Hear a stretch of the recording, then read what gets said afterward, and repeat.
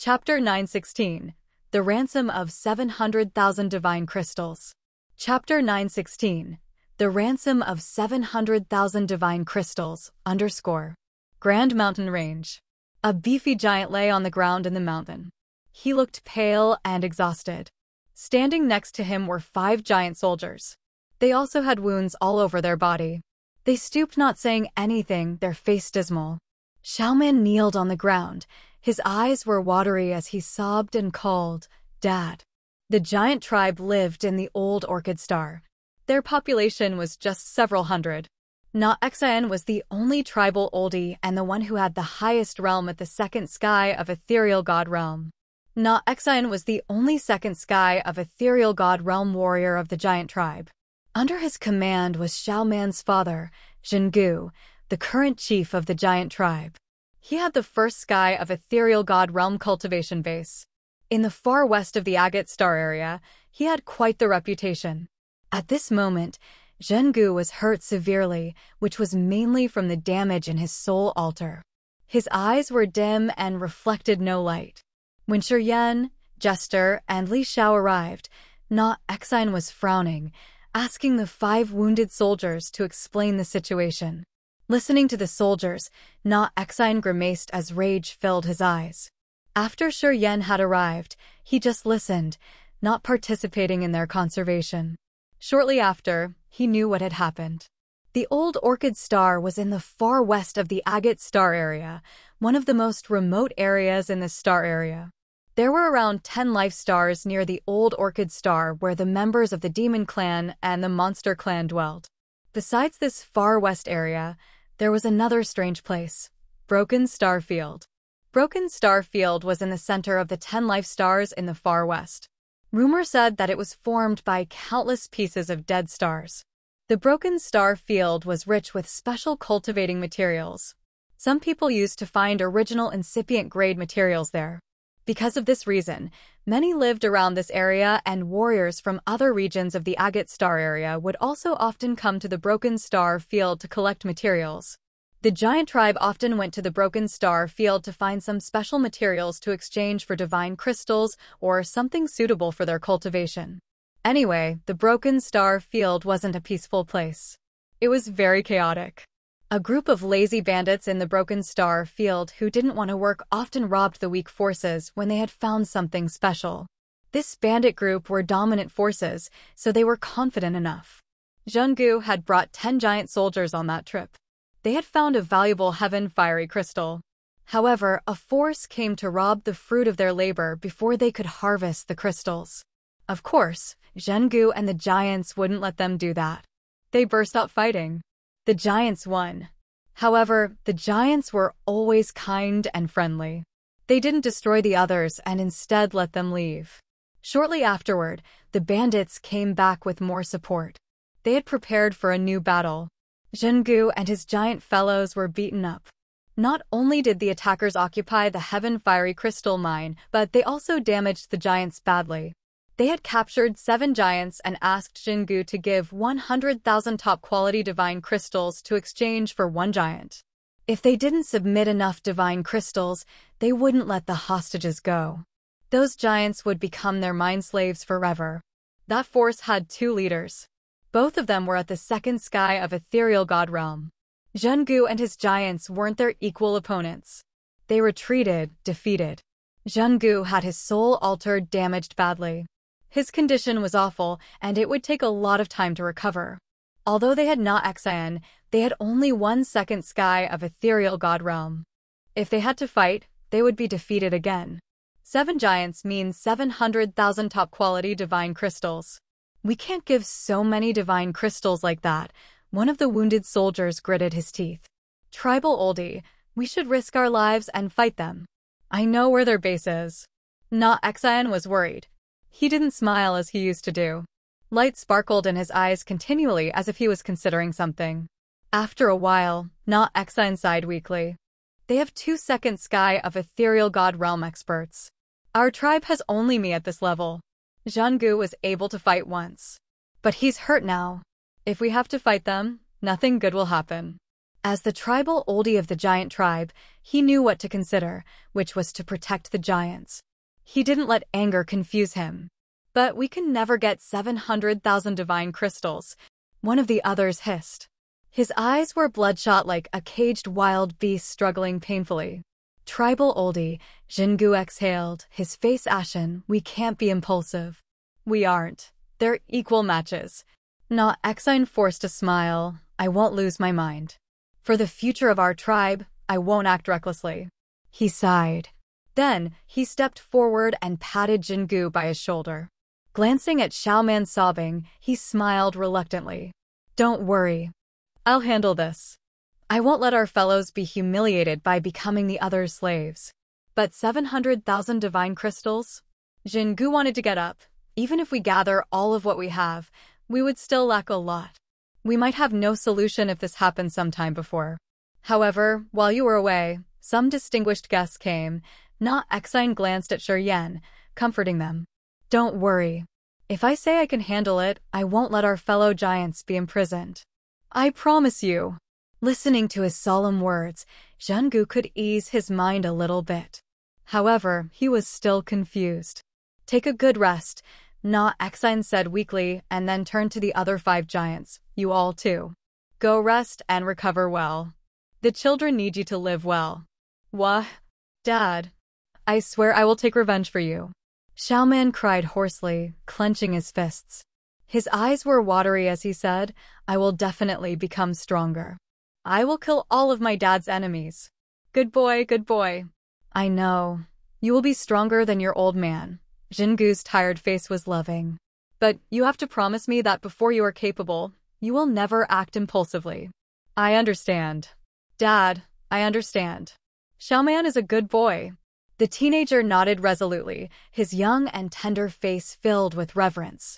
Na Exine sighed inwardly, asking Jingu and the other 5 giants to rest. He took around 10 giants, leaving in anger. Oldie, no matter what you want to do, we will support you. The 10 giants were longing for a fight. It was obvious on their kind and honest faces. The giant tribe was never cowardly. Quite the contrary, they were valiant and powerful. The same-level warriors weren't equal matches to the giants. However, there were 2 reasons explained why this race wasn't strong enough. First, their population was small, and their reproduction wasn't quick enough. The other reason was their simple minds. People always took advantage of them. In many battles to compete for materials or other goods, they always fell into the disadvantageous position. Gradually, they lost cultivating materials while enemies plotted against their members who died on the battlefield. Even if they were strong, with this kind of decrease for tens of thousands of years, they would decline. Their tribe was gradually declining. Absolutely, we won't fight. Na Exine darkened his visage. We aren't strong enough. If we lose our members, our number will decrease even more. We've been in the disadvantageous for tens of thousands of years. If we don't change our mindset to be more patient instead of fighting recklessly, our tribe will be extinct. Listening to him, 10 muscular giants quieted down. Little Yen, what do you think? Na Exine pondered for a while. He couldn't help but turn to Shuryen. If we aren't strong, we can only be patient. When we accumulate enough, it will not be too late to take revenge. Shuryen considered for a while and then continued to give his ideas. We got a big harvest this time. When we can pick up 23,000 fold lotuses, we will bring a tremendous advancement to your tribe. I think you guys will get stronger shortly. You still have the evil dragon's skull and the lumber from the life ancient tree of the Wood clan. They all can bring you immeasurable benefits. If you have time, you can take revenge after. Your human clan does have a good vision. Yeah, you're the clan that knows how to rest and accumulate power. Not Exine nodded. I will decide to apply your ideas. I want to sell that lumber from the life ancient tree of the Wood clan. I think we will have enough divine crystals to pay the ransom for our fellows. It's true, Shuryen smiled. I want to go to the Broken Star Field. Are you interested? Asked Na Exine. Shuryen was bewildered. The Broken Star Field is the center of the far west. It has cities and explorers from different races of the Agate Star area. It's a kind of hustle and bustle type city. I think.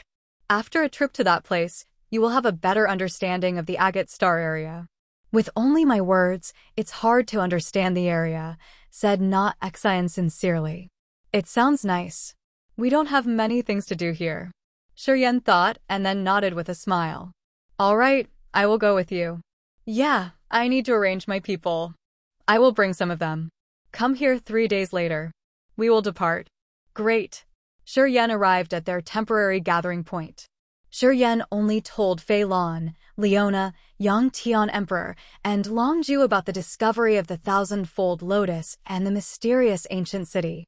He asked them not to tell anyone else. Whether it was the mysterious city or the thousand-fold lotus, they were critical matters that could drive people crazy with greed. Many races from Grace mainland weren't loyal to them. Some were their enemies previously. If they knew about these things, it was unknown whether they would have different thoughts. They could sell Shi Yan's team out to gain more benefits. For example, if they told the experts in the other areas of the agate star area, people living in the old orchid star would receive a disaster pouring on their heads. Then, he told them he wanted to go to the broken star field. Fei Lan, Leona, Ka Tua, Yang Tian Emperor, Zi Yao, and Feng Rao also wanted to go to open their eyes to the general situation of the agate star area. 3 days later, Shi Yan brought around 10 warriors to the Grand Mountain of the giant tribe. They sat neatly on the giant's shoulder and departed from the old orchid star to go to the broken star field. Chapter 917, Yang Tian Emperor is well prepared. Chapter 917, Yang Tian Emperor is well prepared, _. Including Na Xian, there were 4 giants who left the old orchid star. Na Xian was at second sky of ethereal god realm, and the other 3 were at third sky of original god realm. Shi Yan brought 9 warriors, including Fei Lan, Leona, Ka Tua, Karthu, Zi Yao, Feng Rao, Yang Tian Emperor, Long Zhu, and Jester. Including Shi Yan, there were 10 members of this team. Due to the tremendous gravity of the old orchid star, the warriors with low realms, Feng Rao, Yang Tian Emperor, and Long Zhu, couldn't use their powers to get rid of the gravity and jump into space. However, as soon as they left the old orchid star, the pressure they had to endure disappeared immediately. They calmed down and felt better. Yang Tian Emperor and Long Zhu had the lowest realm here. They were at third sky of true god realm. They hadn't reached king god realm yet. It would be hard for them to move in outer space. However, with the coverage by Shi Yan and the others, they were going to be safe and sound. After they departed the old orchid star, Yang Tian Emperor lifted his head to observe the starry sky and the vast galaxy, sinking into his thoughts. A desperate, mournful, and begrudging thought diffused from his aura. However, since his eyes brightened shortly afterward, it disappeared.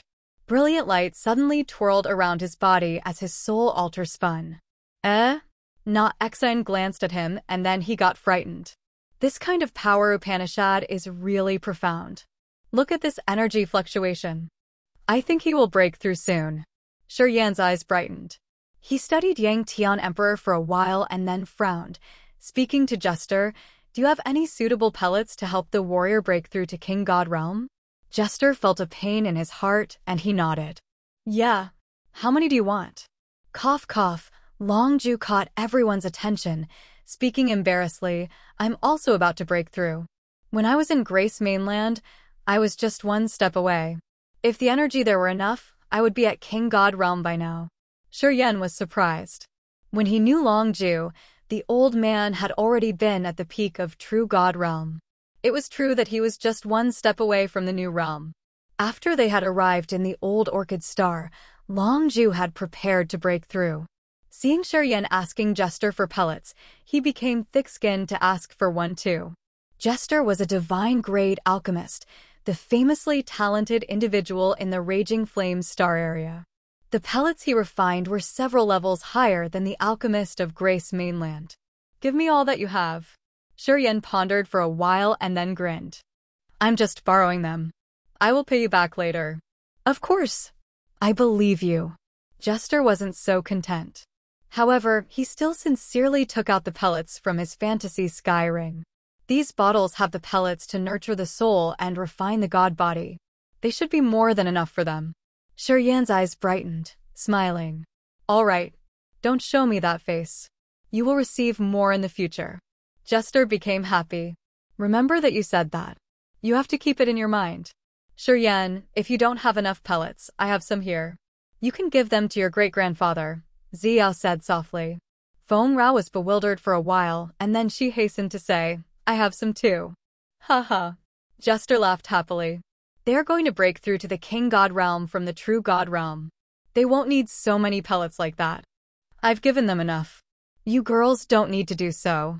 Hearing him, Ziyao and Feng Rao gave up the thought of giving away their pellets. They glanced at each other and then turned around.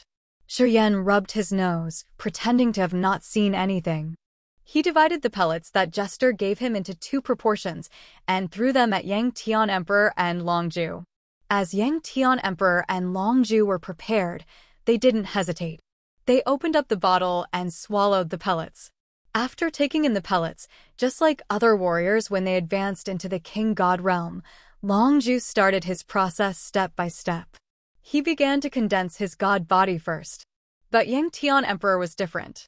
His body suddenly emitted an immense blood qi which was abundant to the acme after he had swallowed the pellets. It seemed like he had absorbed the power from the pellets easily. An immense energy surged, winding around him like bunches of light. Yang Tian Emperor closed his eyes, his face solemn. The marvelous desperate intent domain was released. Shortly after, it became the god domain easily. Inside his god domain, Yan, Ziyao, Feng Rao, Fei Lan, Leona, and even the members of the giant tribe were affected. A haunting shadow appeared in their mind while thick clouds covered their sea of consciousness. A thought of despair arose in their hearts. This intent domain is extreme. Fei Lan couldn't help but hiss. She looked at Yang Tian Emperor with respect. I have never seen this kind of power Upanishad before. Na Exine frowned, observing Yang Tian Emperor for a while. All of a sudden, he shouted, Despair power. It's the despair power. My oh my. Yan turned his head around, Precursor you. Our agate star area has a legend of a man who had cultivated despair power. Every time he fell into despair, he became stronger, his power rocketing endlessly. It seemed like he didn't have a limitation.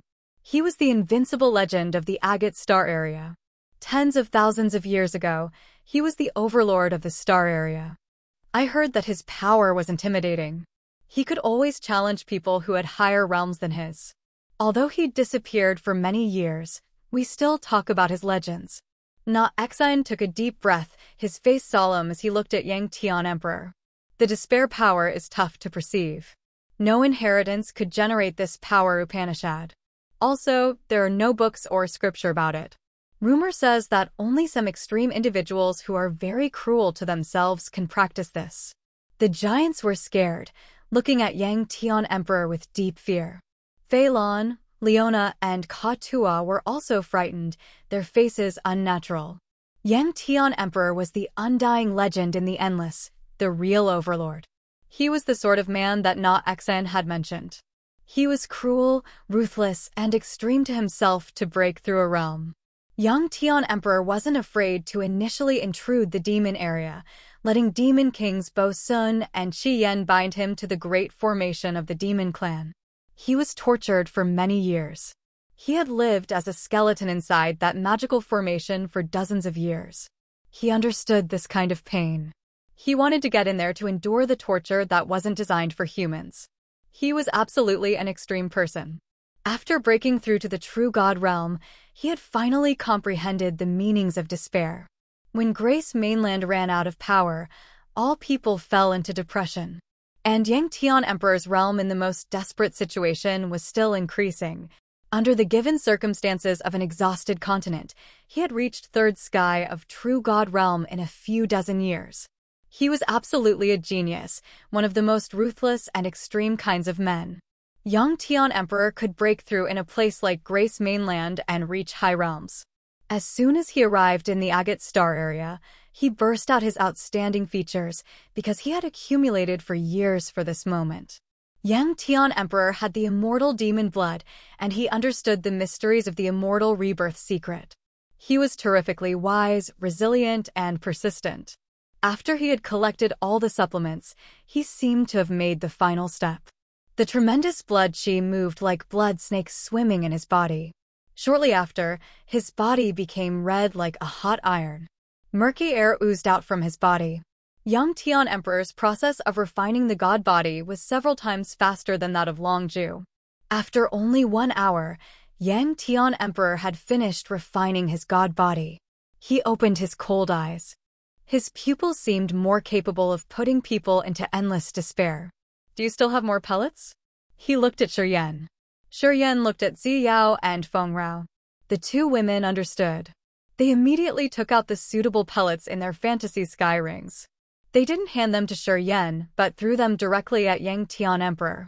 He snatched the pellets, not looking to see what they were, and just swallowed them as if the pellets were beans. He closed his eyes, murmuring, "I will break through continually." Everybody was frightened. Alchemist Jester was confused. Could he endure so many pellets like that?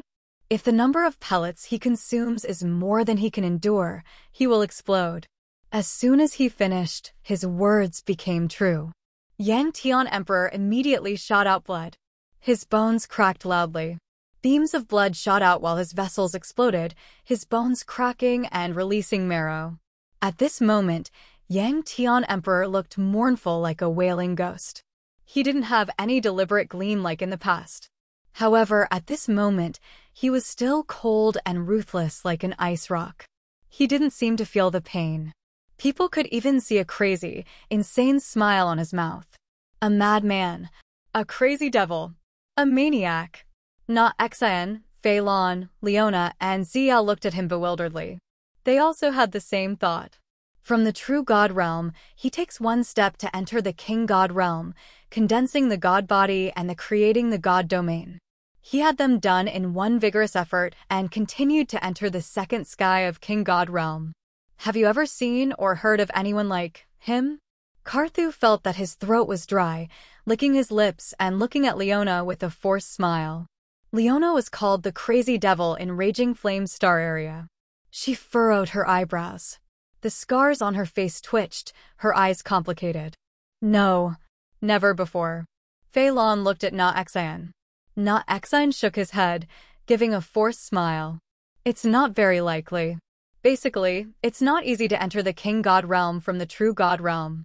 Without several years to study the realm, the warrior can't grasp the needed requirements to open the next door. He's an unusual fellow. Except for Shi Yan, everybody else was afraid, discussing Yang Tian Emperor's mysterious and magical progress. My great-grandfather was always a hero for his whole life. He had walked the path that people didn't dare to take, thought of things that people didn't dare to think, endured the pain that nobody dared to endure. Of course, nobody could catch up with his attainment. Shi Yan just smiled deliberately. Under people's attentive looks, Yang Tian Emperor's god body had broken to a level where it looked like a bloody, shattered skeleton. He looked no different from a corpse. To ordinary people, getting hurt at that level meant that their god body was completely damaged. However, after his god body was burst off, young Tian Emperor's heart was still beating vigorously, constantly releasing the immense blood chi. A miracle happened quickly. His broken vessels wiggled like small snakes, connecting each other. His bones produced new marrow and then they became transparent and shiny like jewels. On his bloody skeleton, new blood and flesh grew rapidly, reviving. His god body was closest to a cooperating machine, which was producing blood, flesh, marrow, and vessels. This was the miraculous recovery power of the immortal rebirth secret. Apparently, young Tian Emperor had a much more profound level in practicing the immortal rebirth secret than Shi Yan. Also, his attainment was much more significant. Chapter 918, A Long, Lonely Journey. Chapter 918, A Long, Lonely Journey, _ In this galaxy, twinkling stars as gorgeous as pieces of broken diamonds shined beautifully in the dark universe. A group of 10 people was moving quickly like shuttles heading to the far west of the agate star area, the broken star field, created by countless broken stars. Longju closed his eyes, still condensing his god body. Just like most of the warriors, he didn't have anything strange happen to him. Yang Tian Emperor was also breaking through the new realm, but he was very different. Right from the start, he had many unique things happen. The commotion he created was also more significant. Yan and Na Xian didn't pay much attention to Longju as they were busy watching Yang Tian Emperor. Time flew hurriedly. 5 days passed. The despair intent domain Yang Tian that Emperor had released had never decreased. It became more refined and powerful. The energy of his power Upanishad was constantly increasing. People inside his god domain had their soul altar covered with a dim layer. It was like a ghost peeping on their souls, bringing them despair. They wanted to kill as their minds were all confused and hazy. Warriors with a lower realm would have their soul shaken. They would carry that imprint of fear and confusion for the rest of their lives. His god body had recovered under the power of immortal rebirth secret, which was genuinely terrifying indeed. His broken vessels reconnected. Flesh and blood grew on his healed skeleton. From a bloody skeleton, after several days, he recovered. He didn't look too different from himself before the breakthrough. Except for Yan. Everybody was chilled seeing this. Undying body. This tremendous recovery ability was scarce in the agate star area. No race could reach such level or recovery. This made people dispirited and hopeless.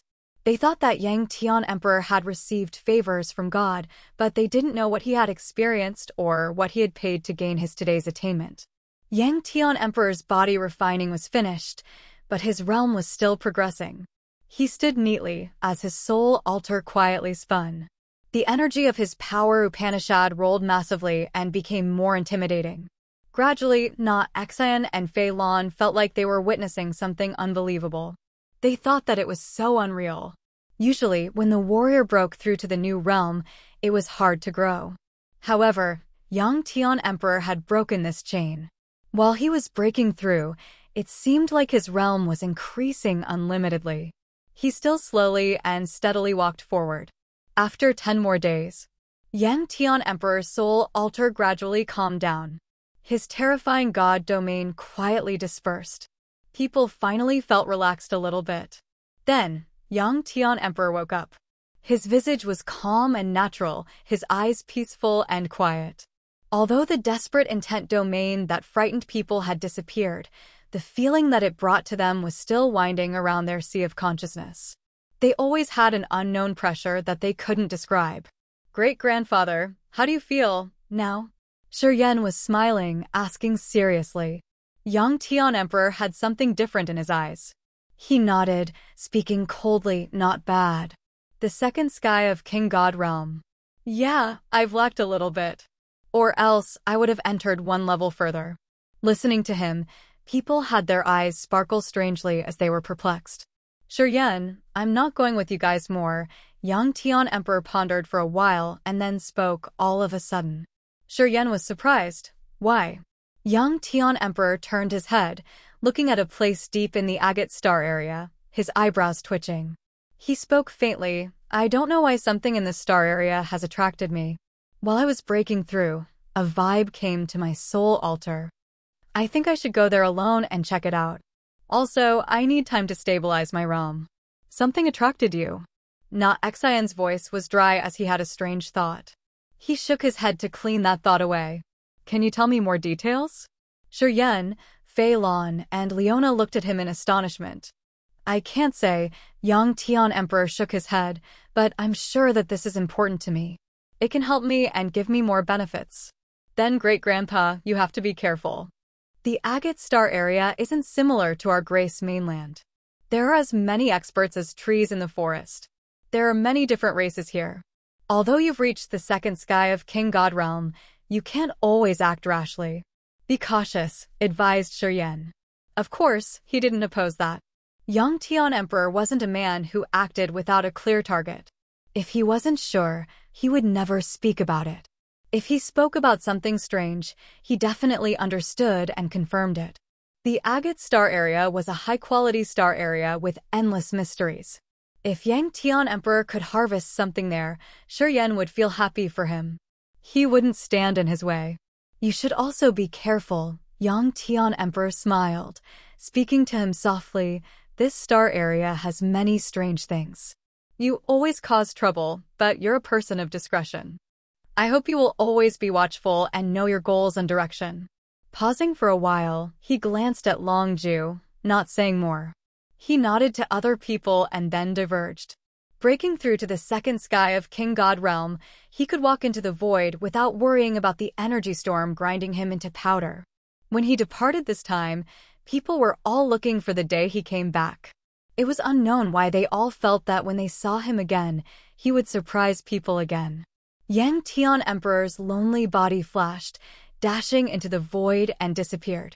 Gradually, he became a black spot that blended into the dark universe. Yan silently looked at him disappear until he couldn't see his great-grandpa anymore. Then, he turned around, murmuring, "Let's go." Na Xian and Fei Lan looked at that lonely but brave figure merging into outer space. They nodded, saying nothing more. However, they had the same thought in their mind. This extreme man would become another legend of the Agate Star area. He was destined to ascend to a high position. From that, he would tower over most of the experts, his light shrouding them. This feeling had no cause. Thinking about it further, they found that it was almost unimaginable. Anyway, Yang Tian Emperor was just a small warrior at the second sky of King God Realm. Still, both Fei Lan and Na Xian had the same thought.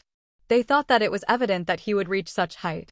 The journey from the old Orchid Star to the broken star field was going to take several months at the speed of the giants. Yan's team flew together with Na Xian toward the direction he had told them in the dark, gloomy outer space. "Precursor, why don't you have a battleship? Isn't it faster to travel using the battleship?" One day, Ka-Tua couldn't help but ask. "In our Raging Flame Star area, battleships are everywhere. Big and strong battleships could activate the power of the divine crystals to move at breakneck speed. It's more comfortable and the warriors can cultivate inside the battleship. They don't need to consume energy.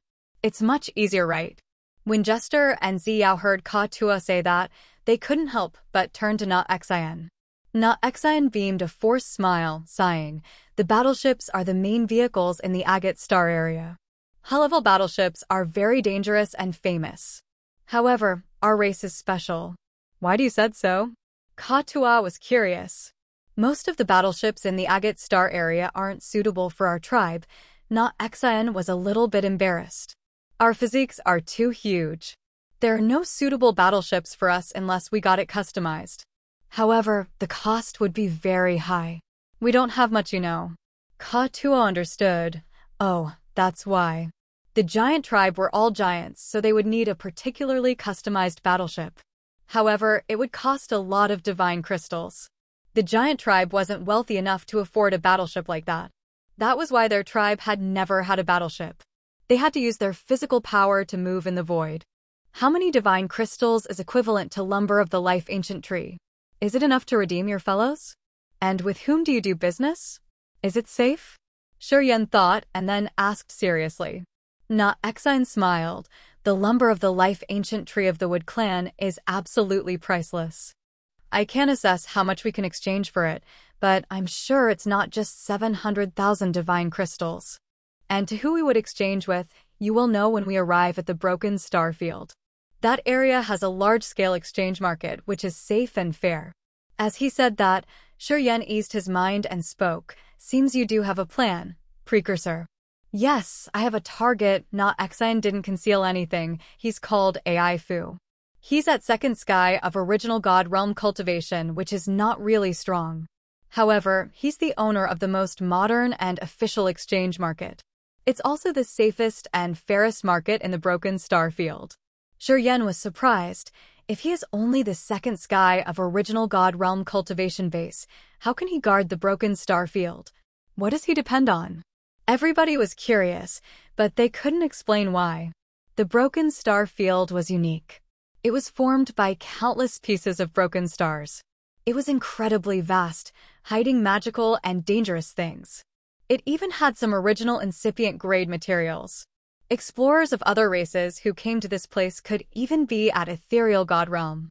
If AI Fu had only second sky of original God realm, how could he stand firm and become the owner of the biggest exchange market? He depends on his grandfather, who is at the incipient God realm, not Exine said faintly. People then fell into silence. AI Fu's grandfather has first sky of incipient God realm. He secludes and cultivates somewhere in the far west region of the agate star area. It has been so many years since he's shown himself. Anyway, in this far west region, all know about him. As long as he's alive, no one dares to provoke AI Fu, not Exine said solemnly. Moreover, even though AI Fu's realm isn't high, his entourage isn't bad. They are his grandfather's subordinates. All of them have reached the ethereal God realm. One is even at third sky of ethereal God realm. Oh, Shuryen nodded. He has a powerful background. That's why he isn't afraid of bandits. No wonder why he can still stand in the broken star field. But I don't like this man. He is too cunning, not Exine side. If we do business with him, he will definitely skin us. I have a headache thinking about this. Sigh. How about you let me do business for you? Shuryen contemplated for a while and then said seriously, you giants are famous for your natural characteristics. It would be better if you let us do the business on behalf of you. Not Exine's eyes brightened. He pondered and then nodded. Chapter 919. Blood Halberd. Chapter 919. Blood Halberd, _ A battleship made of some jade-like, transparent bones more than 2,000 meters long and 400 meters wide was moving silently in the void. Lines of bone pillars stood along both sides of the battleship. A warrior was tied to each pole by some kind of beast's tendon. There were several thousand warriors, and most of them were at True God Realm or King God Realm. The battleship emerged from a dark area, flying towards the broken star field. Shuryen and Na Exine's team came from another direction. They met each other here all of a sudden. That battleship had a hexagonal flag, which drew a symbol of a trident made of 3 bloody swords. It seemed to represent some force. Troopers of Blood Halberd, a force in the far west region. This force is formed by many members of different races. It's a potent force in the broken star field. They often send mind slaves to exploit ores. Na Exine glared at the battleship and slowly explained, troopers of Blood Halberd are tough. People in the far west region don't like them since they are multiracial and they don't have a limit in their operations. Along the journey, Na Exine had explained to Shuryen about the outline of forces and components of this far west region, giving him a better understanding of the area. The far west region had many races living together. It had Demon Clan, Mighty Monster Clan, many human tribes, and the exclusive pagans of the Agate Star area. The Demon Clan and Monster Clan here were the relatively intimidating branches with different organizations. Blood Halberd was one of them, a famous one, anyway. The Master of Blood Halberd was an expert at Third Sky of Ethereal God Realm, a brutal character of the Far West. This man recruited experts from different races. He didn't mind this. As long as his troopers dedicated their efforts, no matter what they've done, he would still use them. That battleship belonged to the Master of Blood Halberd. The closer we get to the broken star field, the more battleships we will encounter heading there. Blood Halberd is just one of them. We will see more, explained Na Exine. Shuryen smiled. As they were heading to the same destination, Shuryen's team was getting closer to that battleship. After a while, they could even see the warriors who were tied to the pillars. Gaboo! All of a sudden, Feng Rao changed her face, hissing. She focused, taking a deep breath and watching the battleships and the warriors tied there. She grimaced. Lucio, Panan, Arthur. Feng Rao's soft body shivered. They are blue demons pirates. Hearing her, Shuryen became grim, frowning. The light in his eyes looked so real as he focused on the battleship. Those Blood Halberd's mind slaves were tied by beast tendon on the bone poles. There were thousands of them. However, they could spot some familiar faces, the pirates who had been with them. Shuryen darkened his face. When they came here from God-perishing land, Shuryen's team and Fei Lan arrived in the same area while Feng Ku and Fan he didn't land on the old Orchid Star. They didn't expect to meet the others in this place. However, their friend's condition wasn't good. Do you know those people? Na Xian lowered his voice and asked. Yen nodded. They will be pathetic. Na Xian was serious. The Blood Halberd troopers will bring them to the most dangerous area to exploit ores. 1 out of 10 survives with the best luck. I think half of them will die and the other half who survive will be imprisoned and sent to the more dangerous area. Eventually, no one will be left alive. Listening to him, Feng Rao paled. My father. He might be there too. Yeah. He's tied on the other side of the battleship. They're especially watching him. Their jailers are. Aogu Duo's team, said Fei Lan. She was at Ethereal God Realm, so she could observe the blind corner where Yen and the others couldn't see using a unique method. Almost all of the pirates who survived God-perishing land are confined on the battleship. But Aogu Duo and Fan He's teams aren't tied down. They must have followed the other. Feng Rao's soft body shivered. Tears lingered in her eyes as she looked at Yen. Precursor, Yen pondered for a while and then asked Na Xian sincerely, how powerful is Blood Halberd? It's famous in the far west region. Our giants don't want to provoke them. What do you want? Na Xian frowned. You guys sense the battleship to see which is the highest realm the warriors have there? Yen turned to Fei Lan. Fei Lan closed her eyes to sense. Na Xian pondered for a while and then started to sense. Shortly after, Na Xian spoke up, one warrior at first sky of Ethereal God Realm. Yeah, that is also what I found, said Fei Lan. Please save my father. Yen, please. I'm begging you. Feng Rao begged him. Tears rolled down on her face. Precursor. Yen bent his body, asking seriously, please give us a hand. He looked at Fei Lan. Fei Lan kept silent for a while and then nodded, I have no problem with that. But if oldie Na Xian doesn't help us, we can't endure it. Everybody looked at Na Xian. Na Xian furrowed his brows tightly. This battleship has only one first sky of Ethereal God Realm expert, but the Blood Halberd's competence isn't this simple. We don't want to provoke them. Sigh, give me more time to think. The other side of the battleship. Fengku was tied to a bone pole, his hair disheveled, his face dusty, and his eyes exhausted. Blood trickled down from the corner of his mouth. He seemed to have gotten badly hurt. Not far from him were more pirates tied to the bone poles. They couldn't even wiggle. The beast's tendons squeezed, sinking into their flesh. The more they struggled, the more blood shot out. It was utterly painful. Aogu Duo clasped his fists, standing aside and sneering. Fengku, think about it. If you follow Blood Halberd, at least you won't die. Your realm isn't low. Haha, if you don't want to, you won't avoid this perishing fate. Monica, one of the commanders of the Underworld League, smiled seductively. Fengku Dage, you should think about it, really. As long as you can survive, why do you care about so many things? This place isn't the Raging Flames star area. You don't need to consider your reputation too much. A gleam of brutal resentment sparkled in Fengku's tired eyes. I will say the same. I will follow you if you free all of my brothers. I don't want them to be mine slaves. We reported to our master. He doesn't agree. Monica sighed. Your brothers have low realms. They aren't worth his attention. At the same time, he's short on mine slaves. However, he guarantees that warriors at 2nd or 3rd sky of King God Realm can be like you. They don't need to work as mine slaves. As long as you give us a nod. No. Fengku shook his head persistently. Unless all of my brothers are safe, I will never agree. You dumb, stubborn-headed idiot. I won't care about you anymore. You deserve it. Monica snorted and then moved away swiftly and gently as if she was dancing. She put on an inviting smile when she came to talk to a lanky, dark spirit clan man. That man was the one in charge of this battleship, the only first sky of Ethereal God Realm warriors, Tu Feng. Little beauty. What did he say?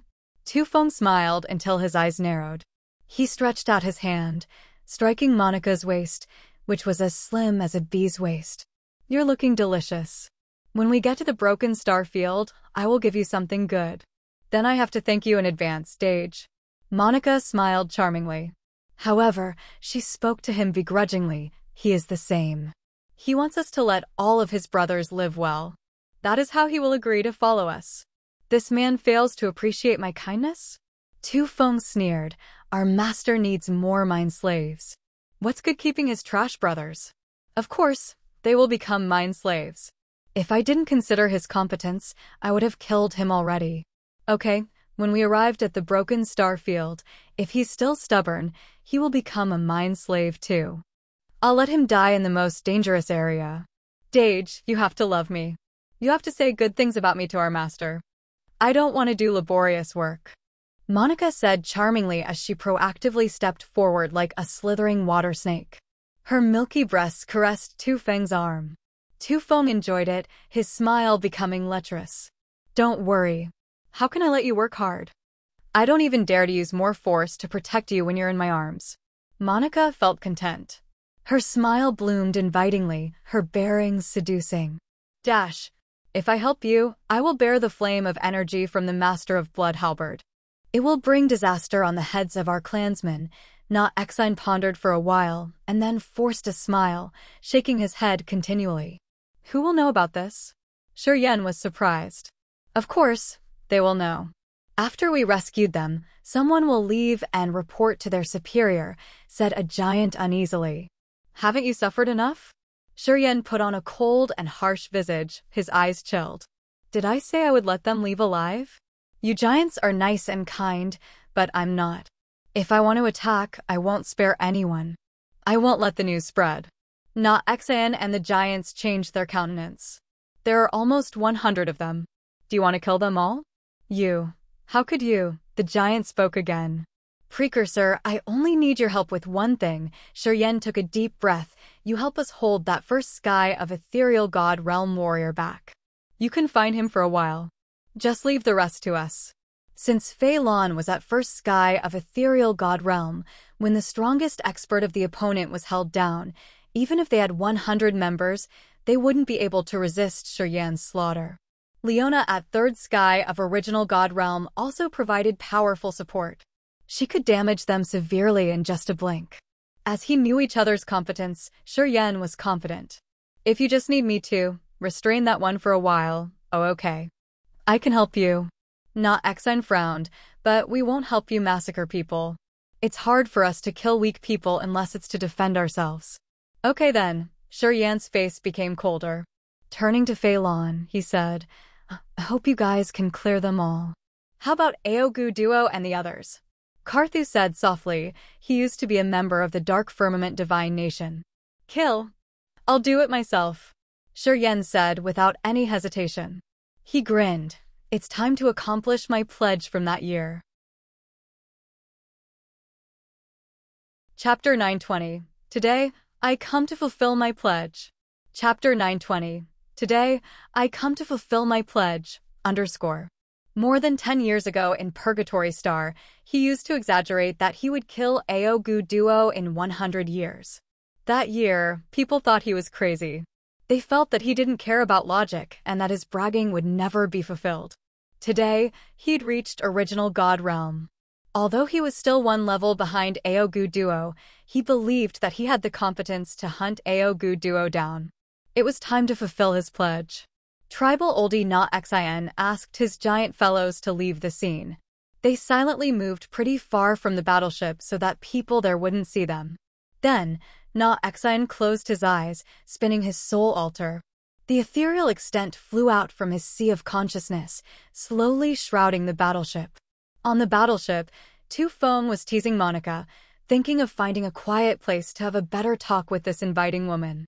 All of a sudden, Tu Feng changed his countenance slightly, lifting his head to watch the sky. Flames of anger sparked in his eyes. Damn giant! He dares to mess with me. You don't know how to live well, right?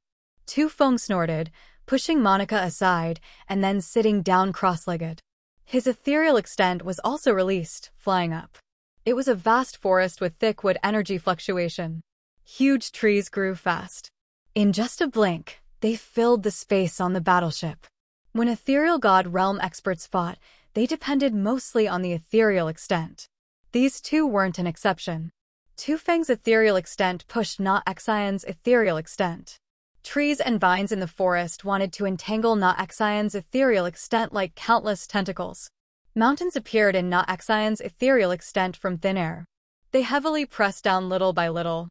Boom, boom, boom. Giant trees exploded in Tu Feng's ethereal extent. The ethereal extent seemed to collapse simultaneously. The forest he had created was reduced instantly. He put on a cold countenance and couldn't help but hiss. "You are the one and only tribal oldie of the giant tribe. Damn, you dare to attack me." The ethereal extent pressed down, subduing his soul altar. The mountain ranges fell with a grumble on his head. They acted like a magical formation subduing Tu Feng's god body, preventing him from retaking action. On the battleship, Feng Ku lifted his head, dully looking at the sky with a strange face. Many pirates also had hope while being tied to the bones. They were waiting for something discreetly. Once they entered the broken starfield, they would become mind slaves of Blood Halberd. They would never see hope for the rest of their lives as they were now little pawns in the most dangerous areas. They would die one by one. No matter who the attacker was, that person had brought them a good chance to escape. Aogu Duo was also startled.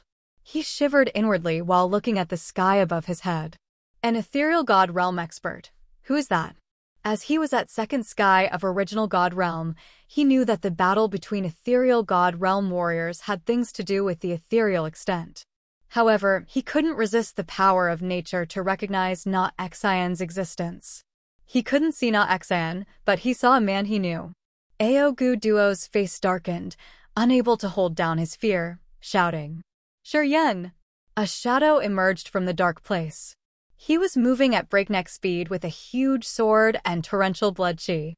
He brought with him a vast sea of blood, slashing down on Aogu Duo directly and coldly. Fei Lan, Leona, and Carthu also showed themselves. They all urged their power Upanishads. Due to their low realms, Feng Rao and Long Ju didn't join this battle. The other three giants protected them, keeping them far away from the fight. While Fei Lan was moving, thumb-sized flows of gray air, which was corrosive air, fell on the battleship. They moved, searching targets proactively as if they all had intellect. The warriors who were attacked by the corrosive air became baffled. As their bodies were eroded from the inside, their soul altars slowed down. They couldn't escape. Leona had ruthless, slaughtering eyes. When she came, her god body engulfed all the light. She waved her hand and a dark vortex descended like a massive black sun, covering some warriors. In the absolute darkness, the warriors became perplexed. Their soul altar and the sea of consciousness had fallen into the dark. They couldn't sense or recognize anything. In the absolute darkness, Leona was like a fish swimming in water. She took lives as if she was a dark death. Xiao, Carthu, and Katua also joined this attack. They were lucid, slaughtering some warriors at second or third sky of King God Realm. Their operation was resolute and heartless as they didn't have a bit of hesitation. "Shiryen! It's Shiryen!" The pirates shouted in thrill. Feng Ku heard that, shouting as he was very excited. "I'm here!" Holding the divine sword, Shiryen moved like a blood light. He appeared next to Aogu Duo, speaking calmly. "You almost killed me in the Purgatory Star. I used to pledge that I would take the head on your neck in 100 years. Today, I have come to fulfill my pledge." Aogu Duo's face was savage, his body trembling. "You think it's enough to kill me when you've reached original god realm? Funny. Haha. What I know best is to kill the one whose realm is a little higher than mine." Shiryen grinned, his smile icy. The divine sword in his hand had its eyes opened. Radiant blood light moved, sending blood sent to the air. Space imprisonment. His power Upanishad changed. The god domain appeared. Crack, crack, crack. Pieces of space were confined, but the blood light released by the divine sword was still brilliant. Its red hue looked so intimidating. Touching his forehead, another soul of Shiryen urged its power. 10 bright flames shot out from his glabella and eyes. The strange, mighty flaming power wound around Aogu Duo. Aogu Duo was frightened. He couldn't activate his god domain, and his soul altar was also stagnant. "Arg!" Aogu Duo roared. His bones cracked and exploded. Shortly, his body was covered in blood as he forcefully struggled to get rid of the space confinement. However, at this moment, the blood sea stretching out from the divine sword swarmed over with wild, savage negative power, shrouding Aogu Duo's body. The blood eyes on the broadsword seemed to have a negative effect on people's souls. Aogu Duo had just glanced at them and his spirit was broken. His sea of consciousness seemed to become a blood sea. The negative energy affected each of his wisps of soul consciousness. He couldn't activate his powers. Swish swish. A massive, bloody hand seal descended from the sky like a grumbling blood mountain pressing on Aogu Duo. Boom boom. Aogu Duo's skeleton cracked and echoed more explosions. His body was covered in blood as he looked helter-skelter. Slash. As he swung the divine sword, a blood lightning strike that stretched 1,000 meters away crossed the blood sea, drawing a beautiful, deadly curve in the air. Aogu Duo faced the sky, roaring and hissing. He continually released his power Upanishad to resume his soul altar's rotational movement. However, under the gazes of the blood eyes on the sword, his soul altar was pressed tightly by an evil force. It couldn't even move. Aogu Duo's god body stayed put, letting the blood light ribbon of the divine sword cut through it. Crack crack. His god body exploded. Yan's eyes were calm. He looked like a numb onlooker, floating in the blood sea and continually swinging the sword in his hand. Boom boom boom. The cracks and explosions of the bones resounded faster. Aogu Duo, a second sky of original god realm expert, had his god body like a vulnerable chunk of tofu under the divine sword. Shortly after, his god body became cubes of meat that fell on the floor. Touching his forehead, the black hole in Yan's soul altar emerged. It snatched down like a massive dark bowl, covering a piece of Aogu Duo's god body. A powerful suction force dragged Aogu Duo's soul altar that was emerging from that block of meat immediately. It didn't have a second to resist. It was sucked into the center of the black hole, vanishing. His soul and body were both extinguished. Although Aogu Duo was at second sky of original god realm when he faced Yan, he didn't even have the chance to use his power Upanishad. Yan killed him simply. Fomka stood by them, watching the scene. He felt numb as a chill-to-bone air blew his soul. He was also at second sky of original god realm, but he wasn't as strong as Aogu Duo.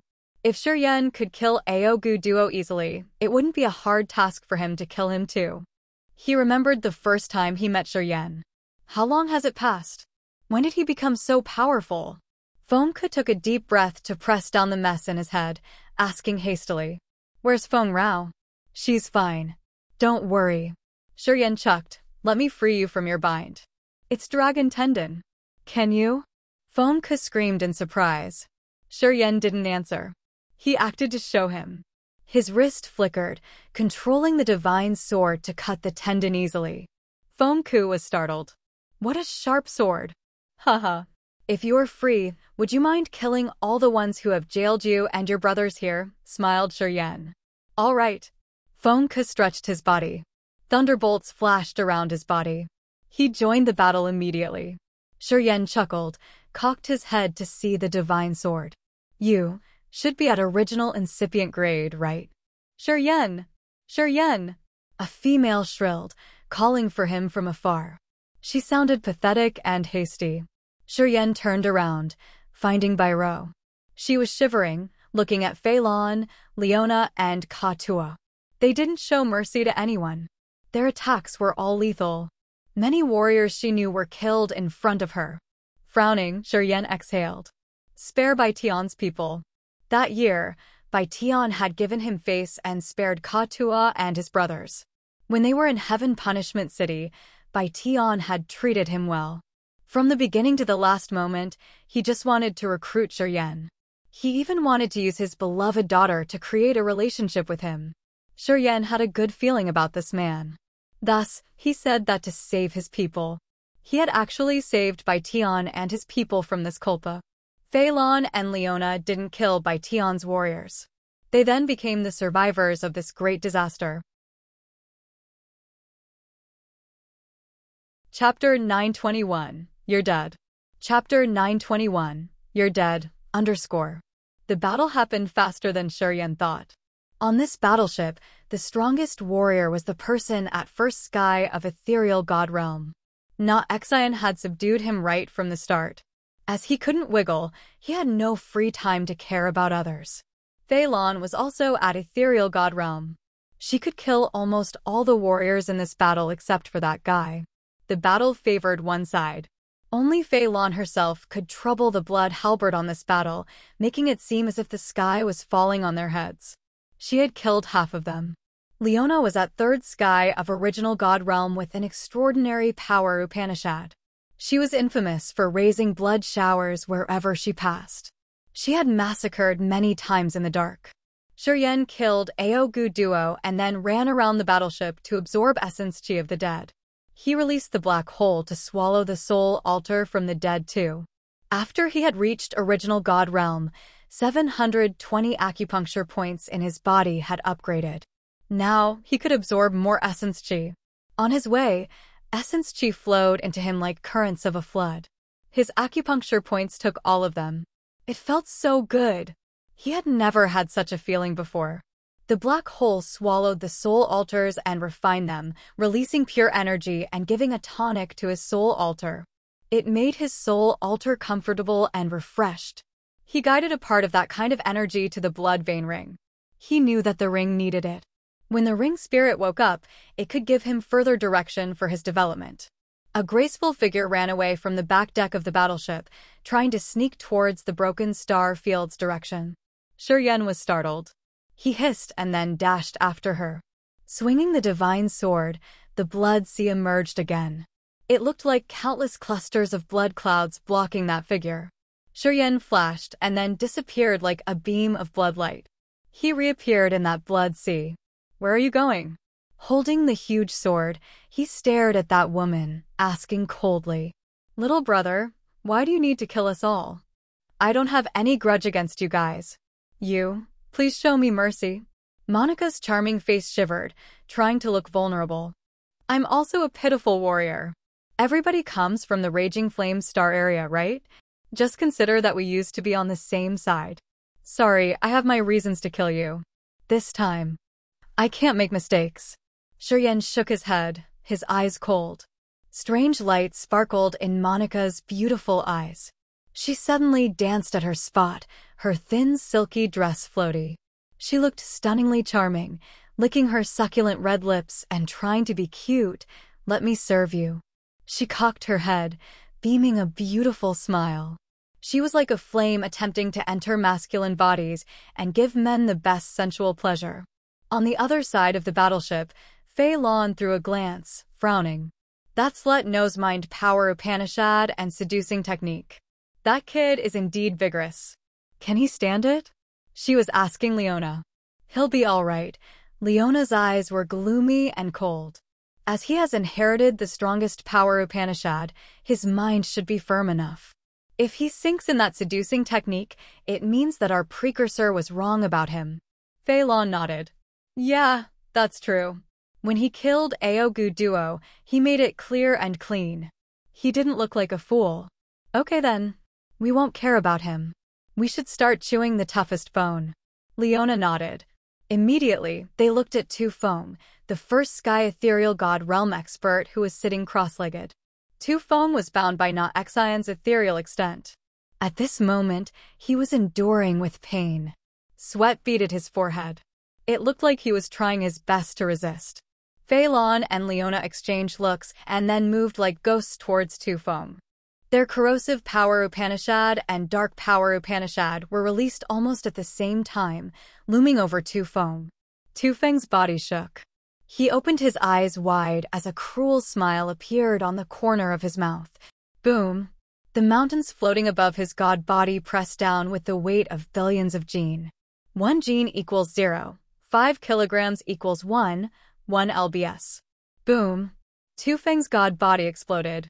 He became exhausted immediately, thundering at the void. Not Xian. You court death. The giant tribe will come to an end because of your actions today.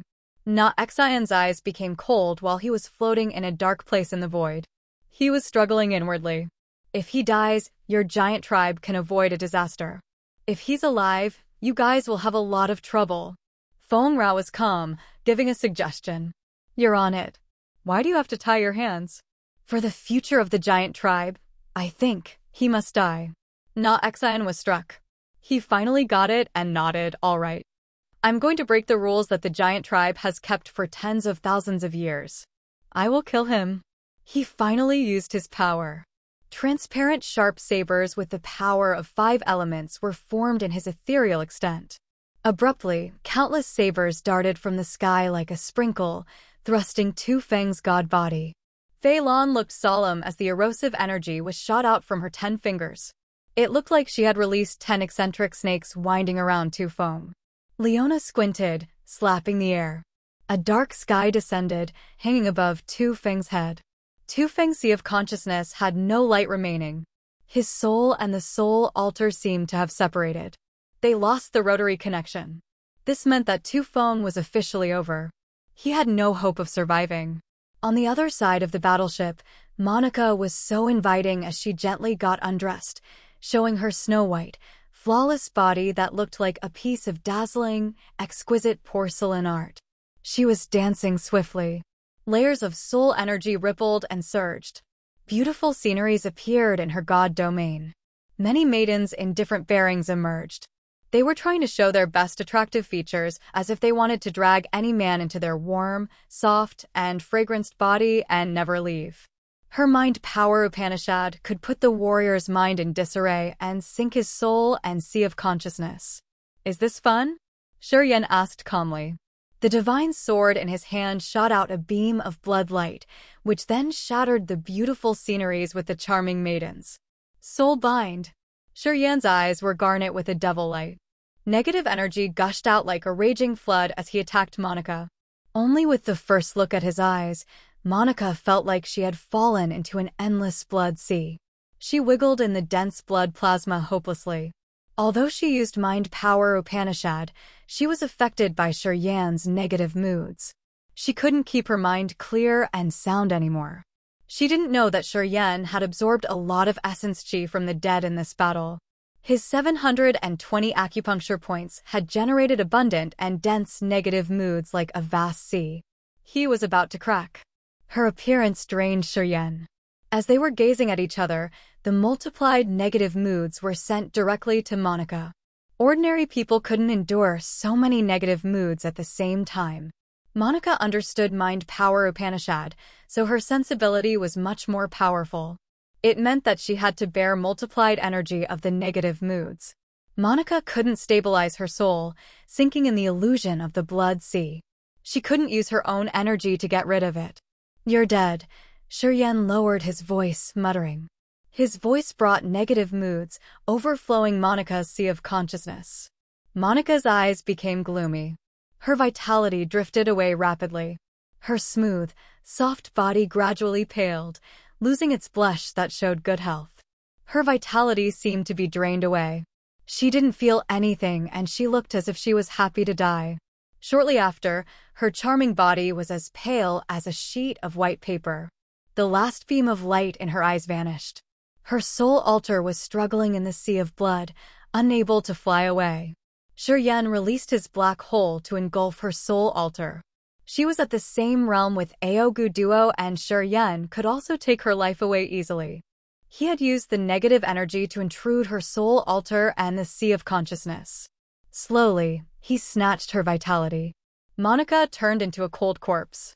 Floating in front of Monica, Shuryen squinted while taking an essence chi that gushed out from her dead body. He left immediately without a bit of hesitation, returning to the battleship.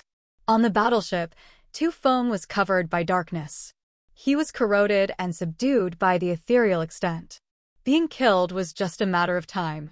Holding the divine sword in his hand, he walked between piles of corpses. His wrist flickered as he freed the pirates from their binds. He suddenly paused. Standing ahead of him were by Tian, Allard, and by Rao. They were looking at him bewilderedly.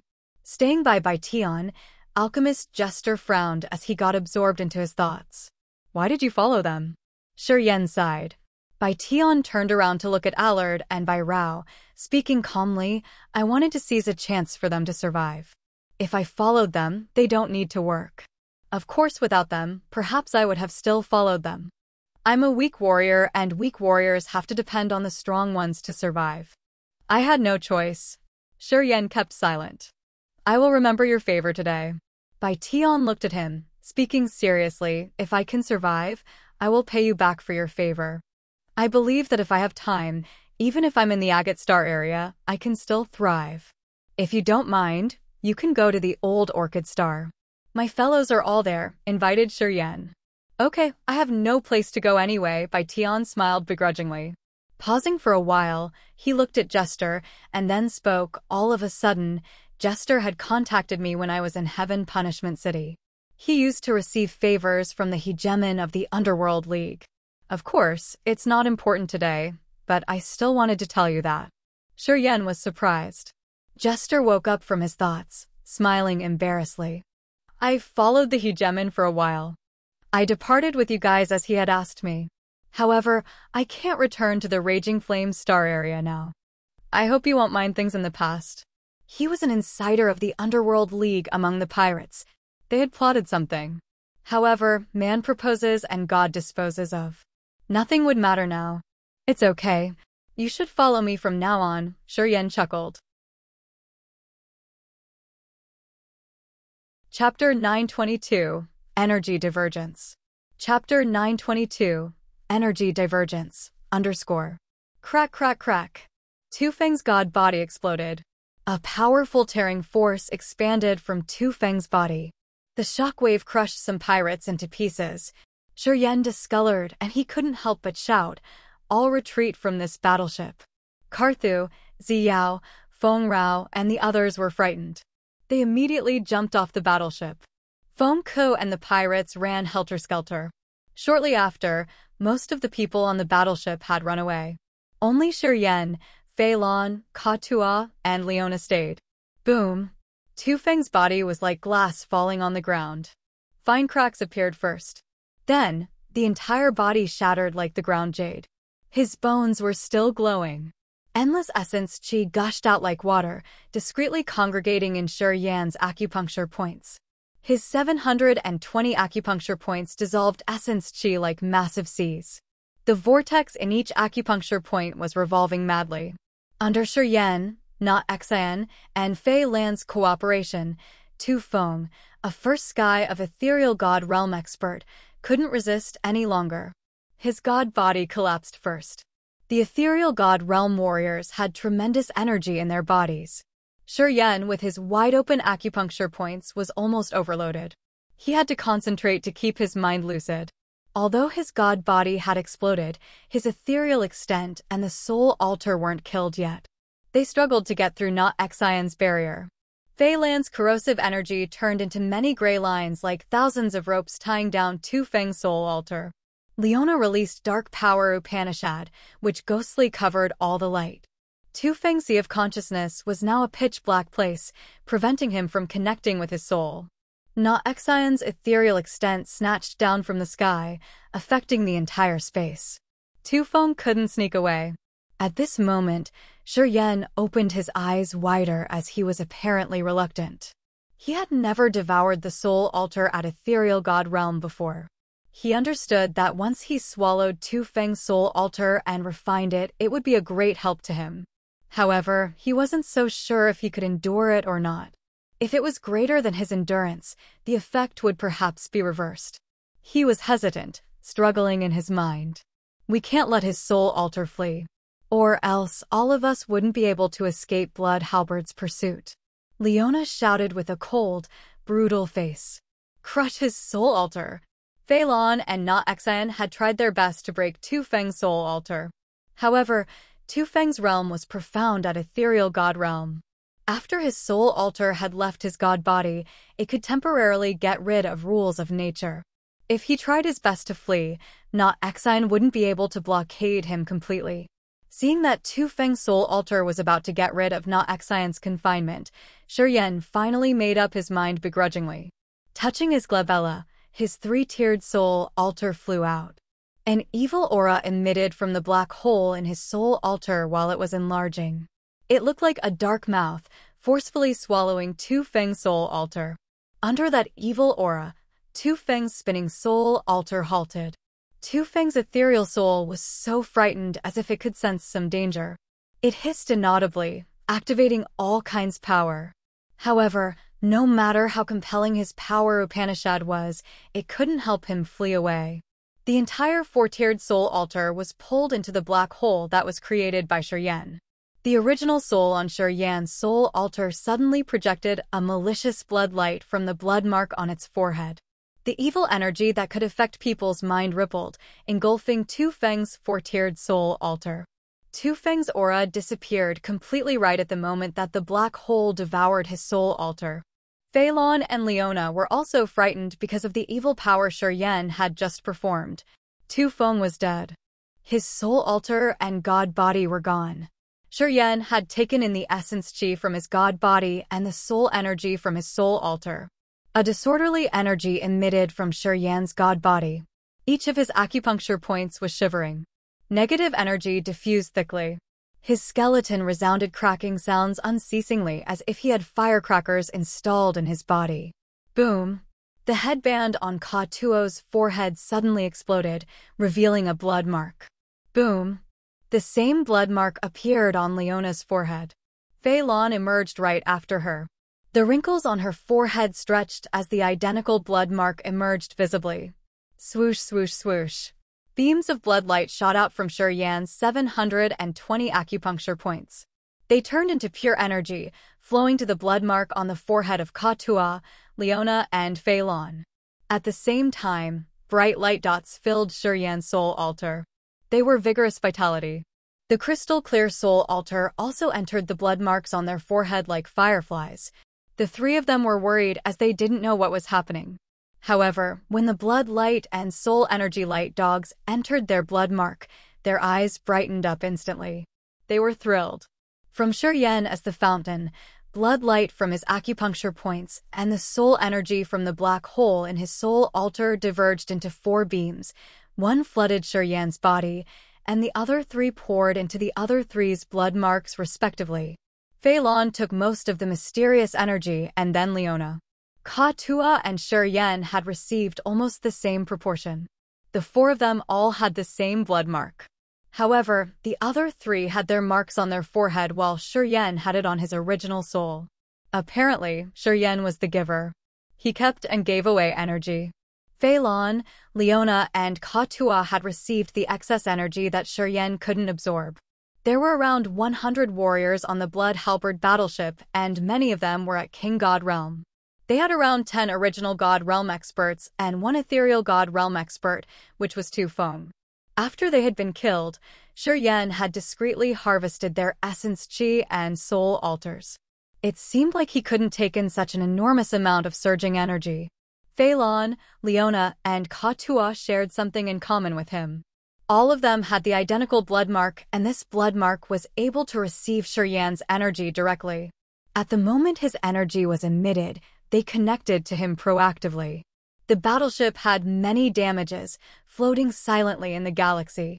Shuryen, Leona, Fei Lan, and Ka Tuo stood in different corners of the battleship where Shuryen was the core, releasing this mysterious energy. Fei Lan, Leona, and Ka Tuo used the blood mark to share his energy. Time seemed to stop moving. Shuryen's god body and the black hole in his soul altar were still refining and filtering energy, releasing energy to the other 3. A giant figure emerged from a gloomy area. It was Na Xian. Frowning, Na Xian looked at the 4 people on the battleship, his face complicated. It was unknown what he was thinking, but his eyes were filled with fear. He told everybody to leave and to not come near the battleship.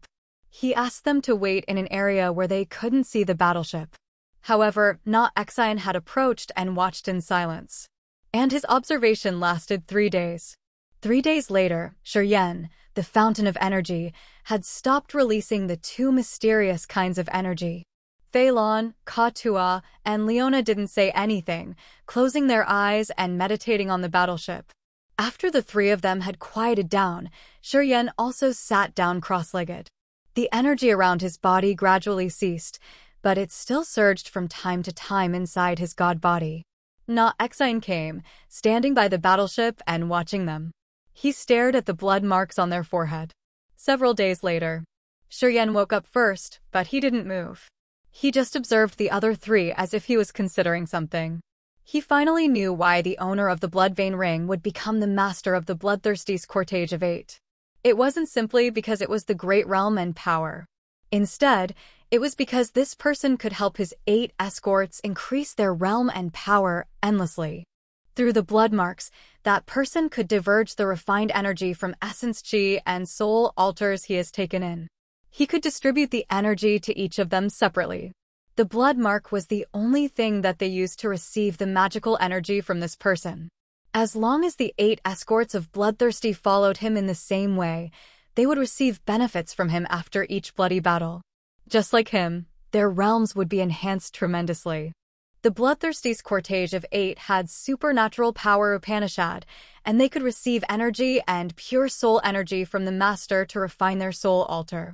How could they not become even more powerful? He understood now. Also, Shiyan could now confirm that Fei Lan, Ka Tua, and Leona, the 3 warriors with the inheritance and the blood mark, would never leave him. Even if they didn't call him master, they would always act as his most loyal servants. They would honestly and dedicatedly serve him and protect him.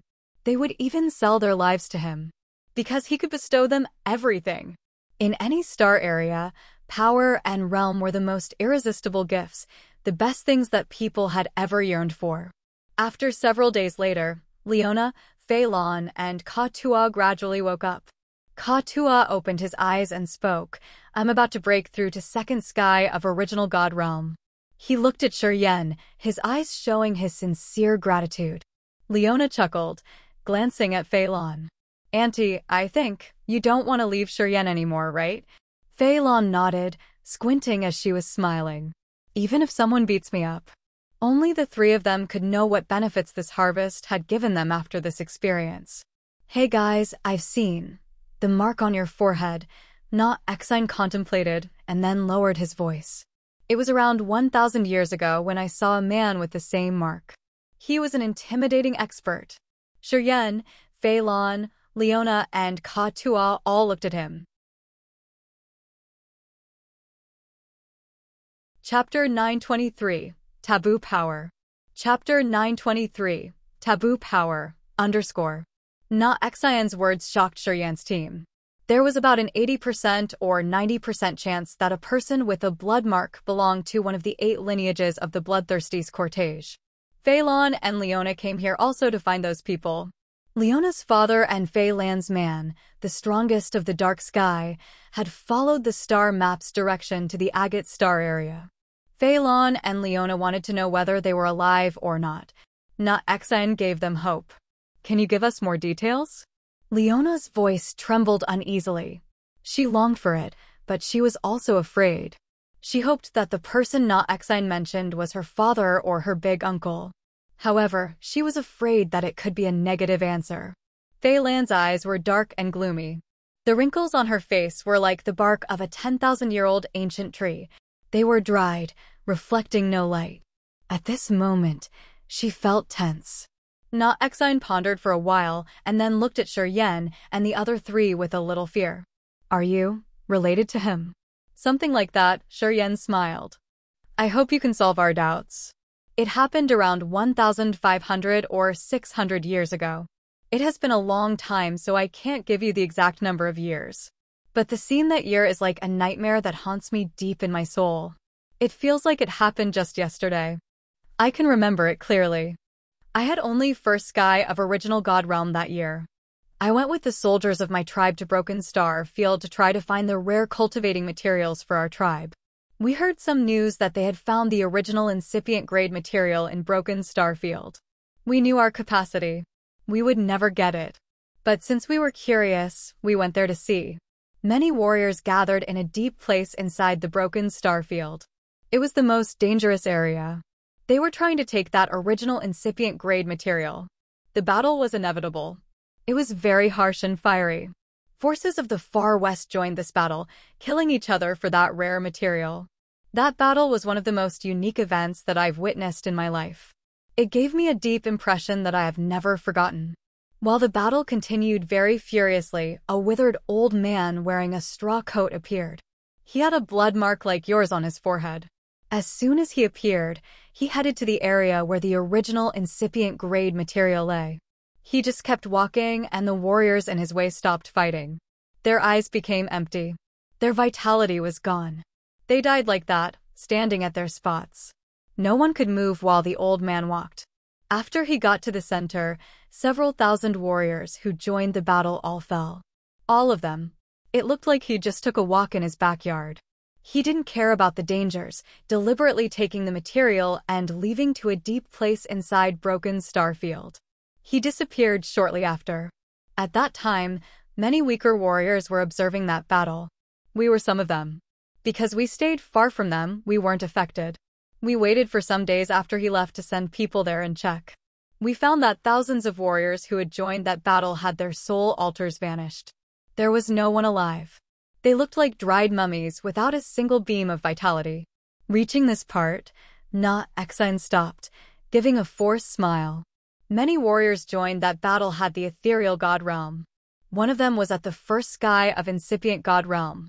They all died.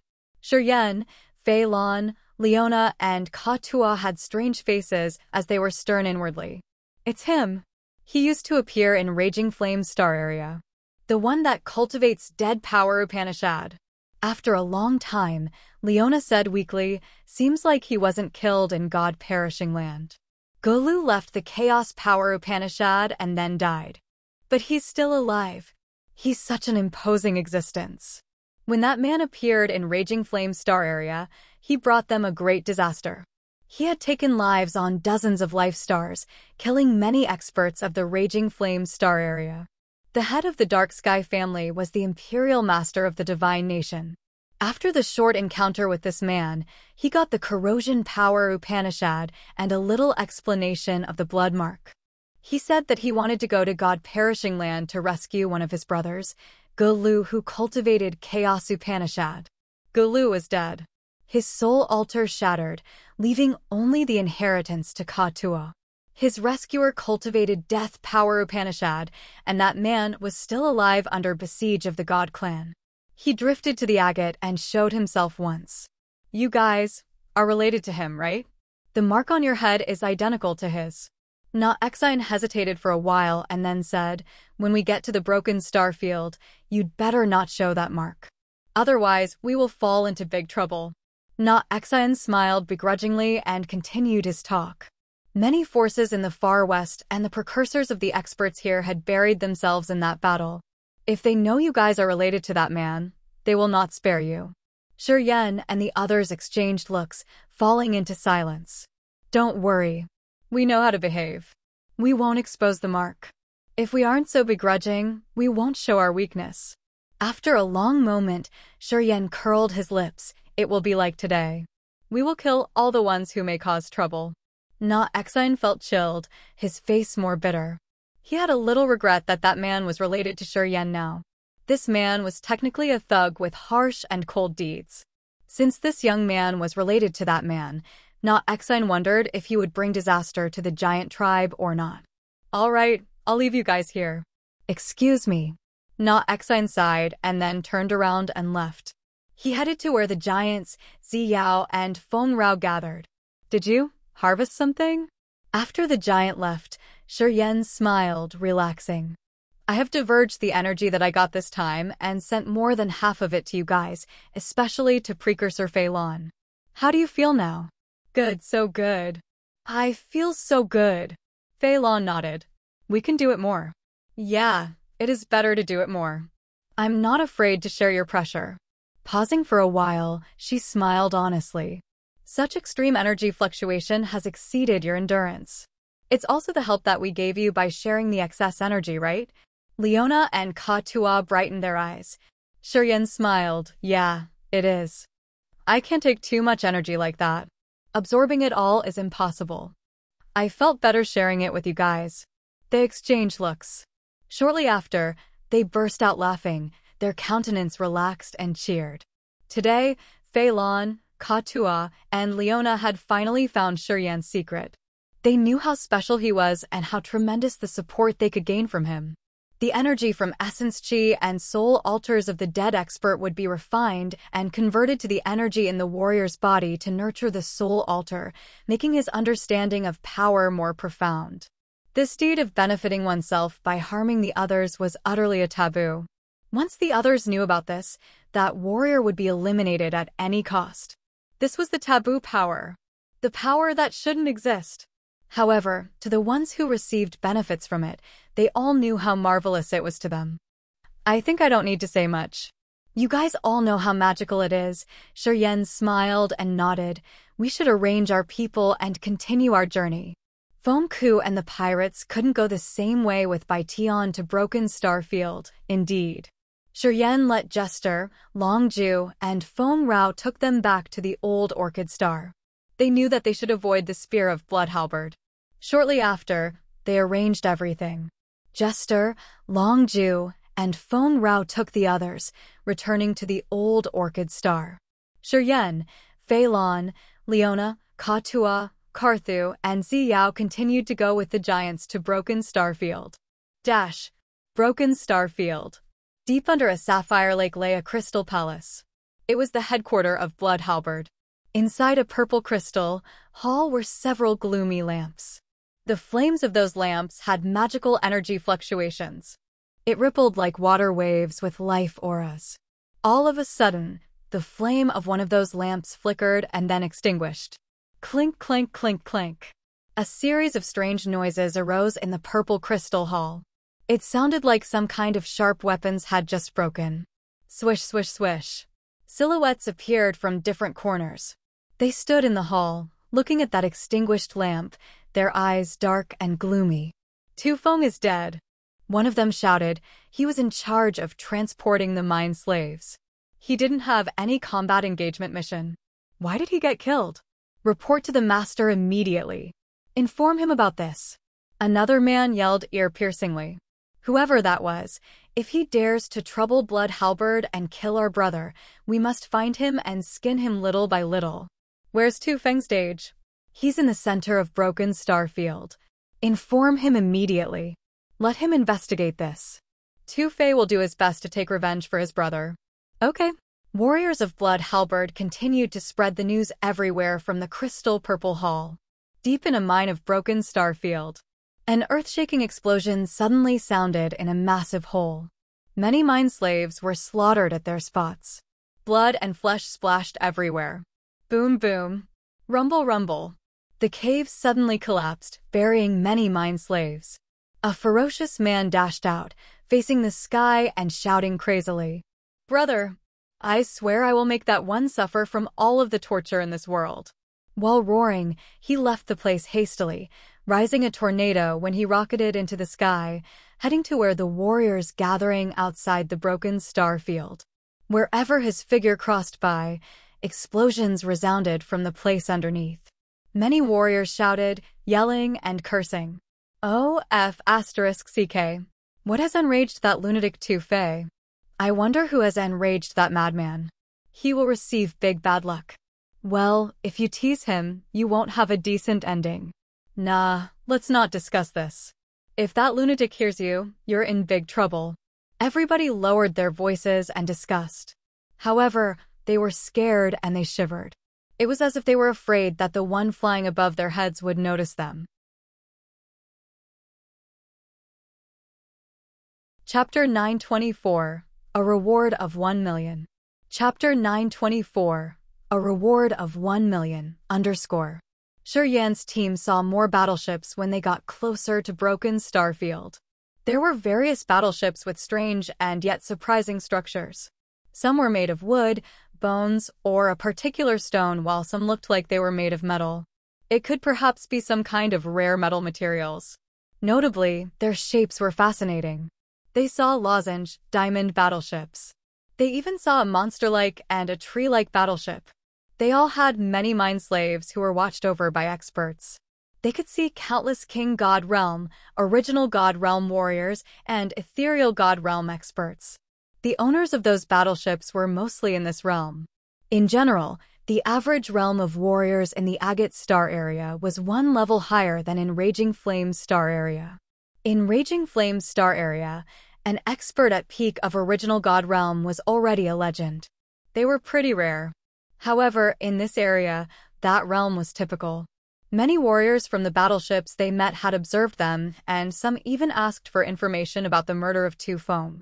In Broken Star Field, Tu Feng's big brother, had posted a reward of 1 million top-quality divine crystals for anyone who could provide the information related to that murder case. As soon as they could give precise information, they would receive this fortune of divine crystals. 1 million top-quality divine crystals was a colossal fortune in everybody's eyes. Even though the giant tribe had lived in the old Orchid Star for many years, their assets couldn't be that much. No one doubted Yan's group. Going with the giants had given them a perfect cover that the others could never relate them to that murder case. In the far west region, the giants was famous for peaceful and kind characteristics. If the other didn't offend them to the point they couldn't endure, they would never attack first. And it was impossible to imagine that the giant would eradicate any battleship. Since they were going with not Xian, many experts of different forces just asked if they had seen anyone suspicious on the way. No one had ever thought that the murderers were actually standing in front of them. Your good tribe is famous indeed. You have never attacked anyone first, so you will never be suspicious. Haha, we're lucky that we went with you, said Yan smilingly. Not Xian had a bitter countenance, speaking begrudgingly. I've broken the rules. If I didn't go with you, I would never have done anything like that. It goes against our integrity. Everything has an exception.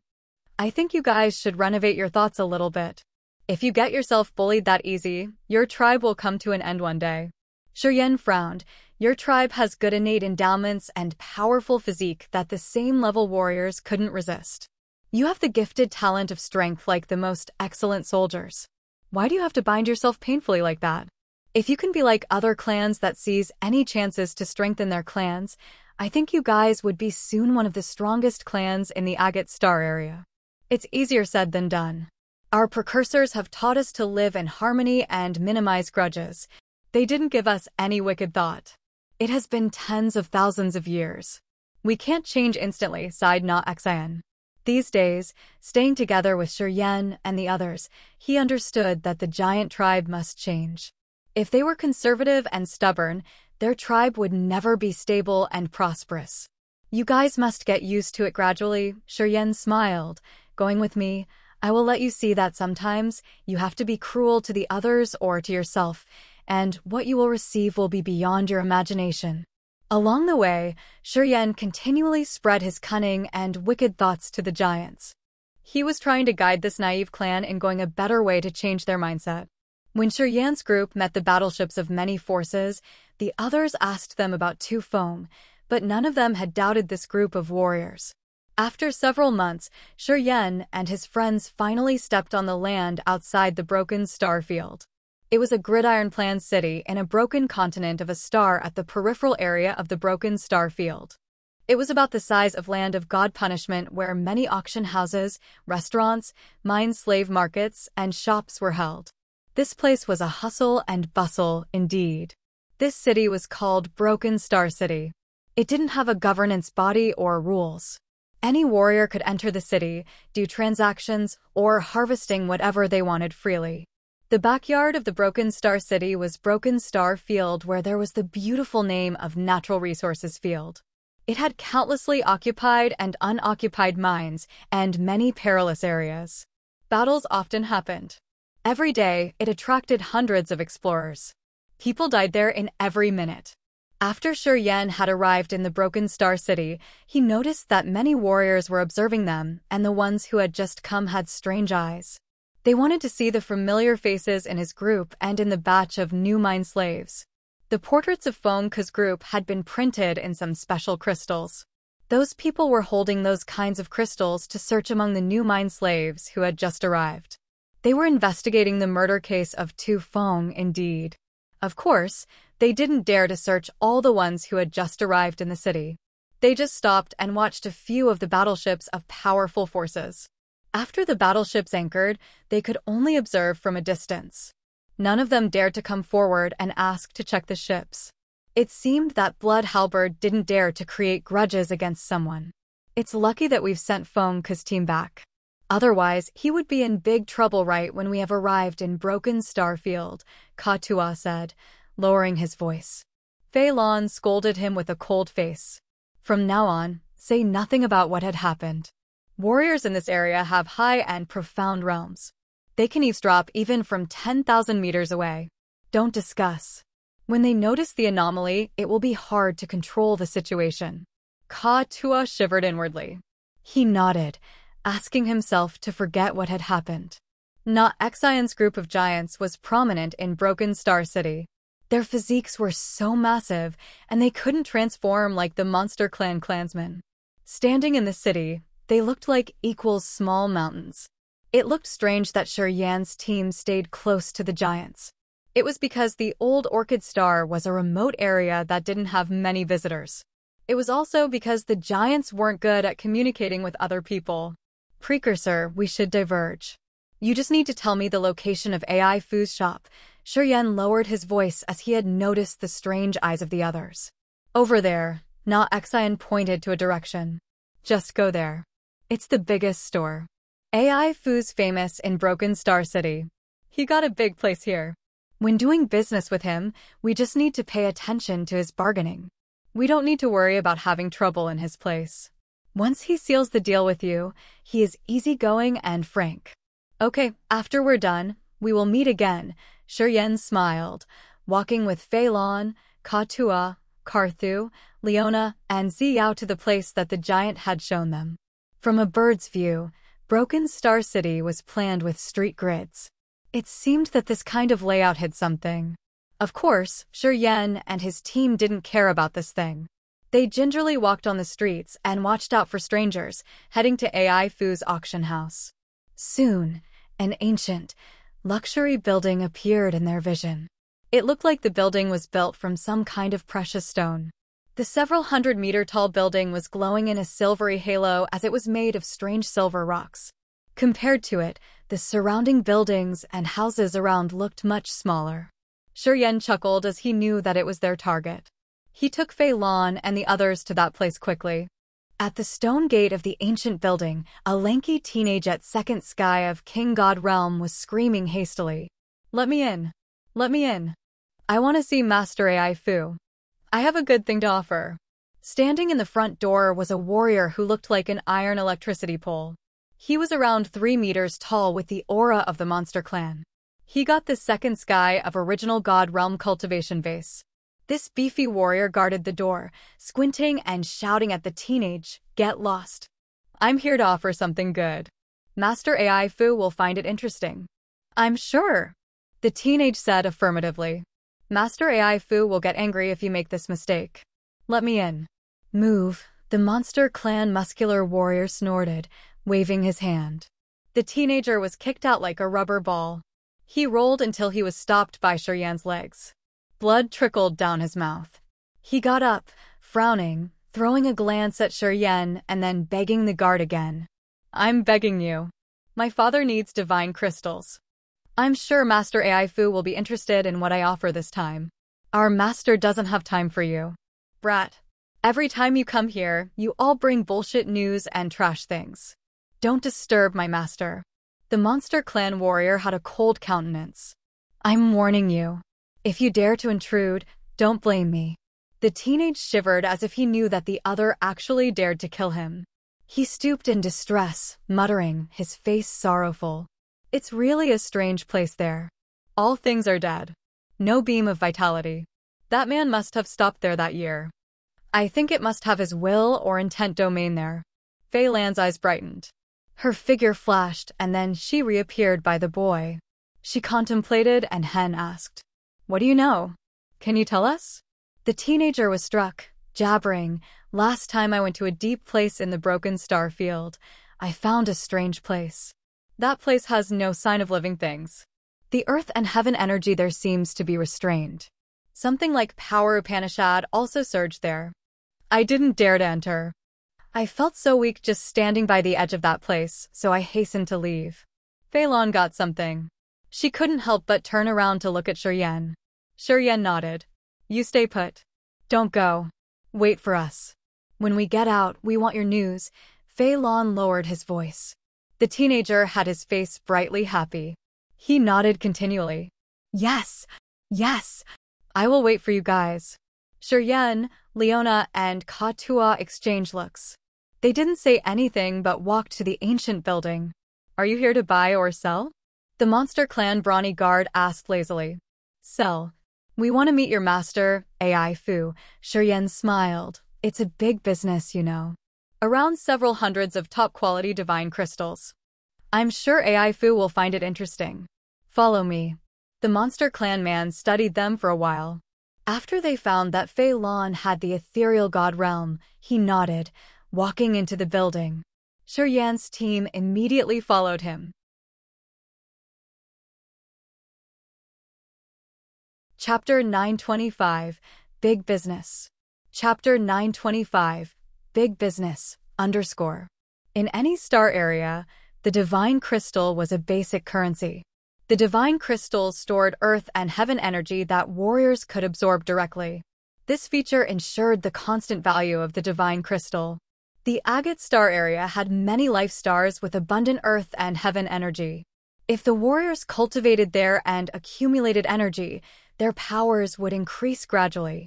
However, the warriors wouldn't always stay in one life star. They needed to go to different areas to gain experience and practice. In many isolated areas, earth and heaven energy was cut off. Once the warriors got hurt or consumed a lot of energy, they had to use divine crystals to recover. The agate star area had top-quality divine crystals. Each crystal could store an enormous amount of energy, which could restore 1/10 of the power of a warrior at original god realm. The divine crystal was also the source of energy for battleships, formations, treasures, and the refining process. It was inevitable to a warrior's cultivation. Thus, divine crystals were never going to be outdated. They were going to always be the standard and popular currency. The reward of 1 million divine crystals posted by Fei of Blood Halberd made many people drool. Many information brokers were stirred up because of this reward. The entire Broken Star City was looking for the murderer who had killed Tu Feng. AI Fu also had some kinds of news like this. AI Fu was famous in Broken Star City, indeed. Not only did he trade cultivation materials, but he also sold battleships and slaves. AI Fu also had a force of information brokers who captured the strange news from the far west. He could use that information to gain more benefit. In the center of the ancient building, AI Fu was sitting in a magnificently luxury hall. He was holding a glass, swirling the red liquid in it. His glass contained some kind of wine that was as red as human blood. However, it had a pleasant aroma. As his wrist swirled the glass, the wine shimmered beautifully. AI Fu took a sip, and it seemed like he passionately enjoyed it, but his indifferent eyes were looking at the man in front of him. I've done a lot of businesses with your blood, Halberd. Of course, I will pay more attention to you. I'd met your brother several times. I will keep an eye on his case. Fei had a lot of cuts on his face, his bearings ferocious. A small, green snake wound around the elbow of the arm he used to hold the glass. It was tucking its tongue in and out. Its triangular eyes were full of savage light. Thank you. As long as you find the murderer, I will offer 1 million divine crystals personally. Fei stood up and bent his body slightly. Your information gathering system is the best in Broken Star City. I am counting on you. AI Fu held the glass of wine in one hand, his other hand waving relaxingly. He smiled. Don't worry. If someone gets the news first, it will be my men. Yeah, I believe so. Thus, I came to see you. Fei looked stern. If you need to use force, please spare his life. I want to kill him myself. Of course, I can feel your brotherhood. Don't worry. I'll keep it in mind, AI Fu said frankly. Master, some strangers came to see you. They say that they have a big business they want to deal with you. At this moment, the voice of the Monster Clan guard arose from outside the hall. AI Fu suddenly felt funny, pouring himself a full glass of wine. My luck is good today. I got 2 businesses come to my door. Haha, let them in, let them in. You guys can come in now, said the Monster Clan guard. Shiryen, Leona, Fei Lan, and Ka Tua walked into the Great Hall. They saw Tu Fei. Tu Fei's eyes were like the malignant eyes of a viper as they were raking through Shiryen's team. Under his eyes, they felt chilled as if a snake was using its sticky tongue to draw something on their skin. They all felt uncomfortable, their soul altars trembling uneasily. Fei Lan's wrinkles twitched as she frowned discreetly. Tu Fei's line of sight was focused on Fei Lan, the warrior who had the highest realm in this group at first sky of ethereal god realm. Shiryen's team and Tu Fei passed each other. Afterward, Tu Fei still turned around to look at them. After a while, he snorted and left with a worried face. Huh. Don't touch him. He's about to go crazy. Someone killed his brother. He's like a mad dog now. He hates that he can't bite people to vent out his anger. After Tu Fei left, AI Fu didn't try to be polite and he mocked Tu Fei. Come here, what do you have to offer? Let me see. As long as you have good stuff, you don't need to worry about the price. Is he Tu Fei?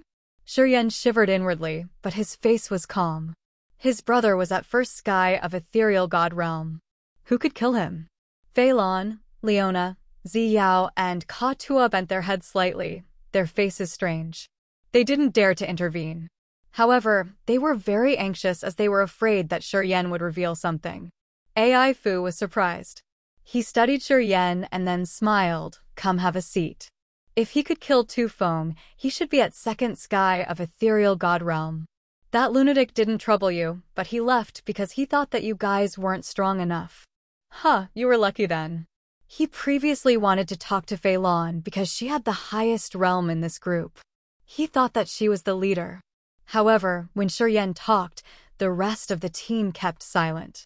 He immediately understood that the young man at first sky of original god realm was the real leader. He was startled and couldn't help but think why that was the case. As he has an ethereal god realm member in his entourage, what was this kid's identity? I never saw him before. Maybe he came from another area of Agate Star area. Typically, there was only one possibility when low realm warriors were escorted by high realm warriors. He has a powerful background like AI Fu himself. AI Fu's realm wasn't high, but he had third sky of ethereal god realm members in his cortege. It was because of his great background as his grandfather was at incipient god realm grandfather. He thought that Shiryen was this sort of man. What realm does Tu Fei have? Shiryen sat down nonchalantly, facing AI Fu. He deliberately lifted a crystal glass and poured himself a glass full of wine, asking calmly, so Tu Fei's very dangerous in the far west region. The calmer and more natural he was, the higher the possibility that AI Fu thought he had an influential background. He studied Shiryen, speaking with a smile. Tu Fei's at second sky of ethereal god realm. He's famous in the far west region, indeed. He's the commander of Blood Halberd. Is he dangerous or not? He's number 1, I guess. Haha. Apparently, Tu Fei wasn't really dangerous in AI Fu's eyes.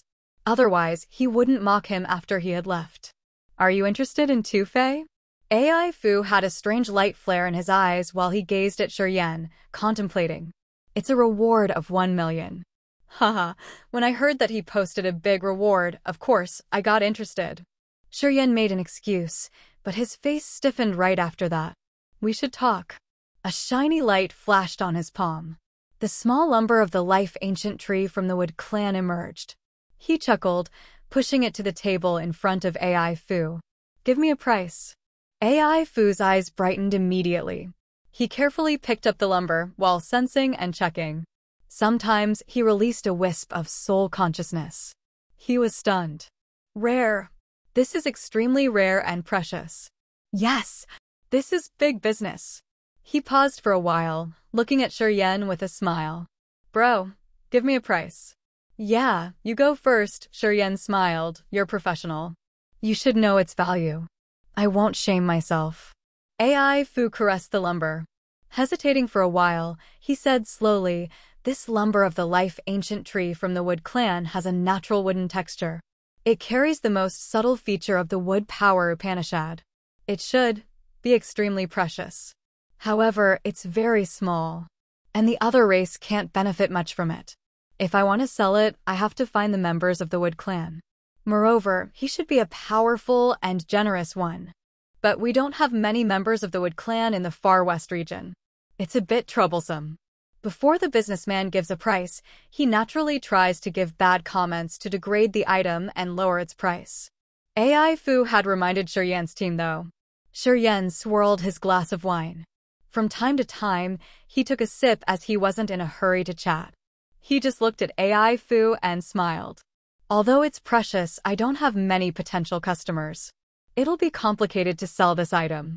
AI Fu tried to lower the value of the lumber and then took a deep breath, frowning at Shiyan. Bro, do you want to take materials or divine crystals? Only divine crystals, said Shiyan deliberately. Well, if you only need divine crystals, it will be easier. AI Fu rubbed his chin and considered for a while before smiling. 3 million top-quality divine crystals. What do you think? It's not a bad price. 3 million. Shiyan felt funny, putting down the glass of wine lazily. He then stretched out his body. So you don't want to buy it? Okay, we won't disturb you anymore. He got up and sauntered out of the hall, not pausing for even a moment. Fei Lan and the others got up and followed him. Wait a minute, before Shiyan was about to walk out of the hall, AI Fu hissed and spoke seriously, for million. 5 million. I won't sell the lumber less than that amount. Shiyan turned his head, speaking earnestly. AI Fu hesitated for a while and then nodded all of a sudden. Deal. Shiyan grinned, getting back to the table. He took his seat and continued drinking. I'm waiting for your divine crystals. Oh, I can't collect enough by today. Give me some time. AI Fu's smile became reluctant. Lately, I've bought too many materials. I've paid a lot of divine crystals. Now I have around 3 million only. Hey, are you interested in cultivating materials? War chariots or battleships? Pellets, ancient books, armor or weapons? Except for original incipient grade items, I have most of those things. Let me show them to you, can I? Shiyan, Fei Lan, and Leona were stunned as they were petrified by what AI Fu had introduced. Your realms are common here. I have many things suitable for you guys. Just take a look first and then we will decide later, okay? AI Fu continued to encourage them. What do you think? Shiyan rubbed his chin, glancing at Fei Lan, Leona, and Katua. They nodded. All looked excited. Shiyan smiled, talking, all right. Let's check what you got. Please come in. AI Fu smiled cheerfully, leading them.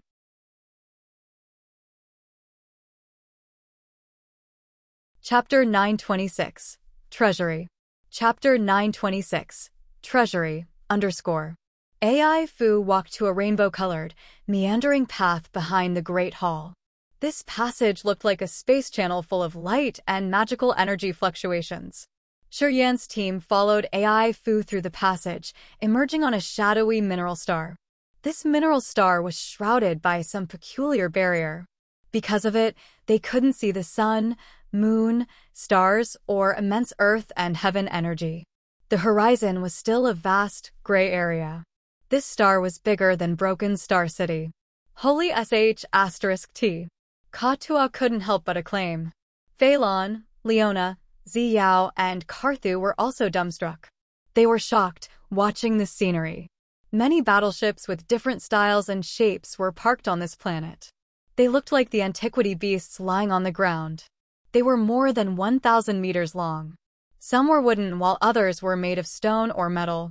There were dozens of them, each built to be luxurious and magical. The battleships had labels which read their manufacture date, usage manual, and type of energy used. Also, it clearly stated how to drive and control the battleship accurately. Dozens of battleships parking here were imposing, intimidating people with their visibility. Many stone platforms stood in another corner where piles of materials, precious armor, and exotic weapons were left. They could also see a lot of different colored pellets in countless bottles. It looked like this place had everything they wanted. Cultivating materials, battleships, armor, spiritual medicines and pellets, scriptures, and rare refining tool materials were displayed on those massive stone platforms. They could easily find what they needed. There were around 1,000 stone platforms scattered on an area of several mu of land. They were filled with properties that could make anyone drool. Young master. Two old men wearing shabby garments emerged from nowhere, greeting Ai Fu respectfully.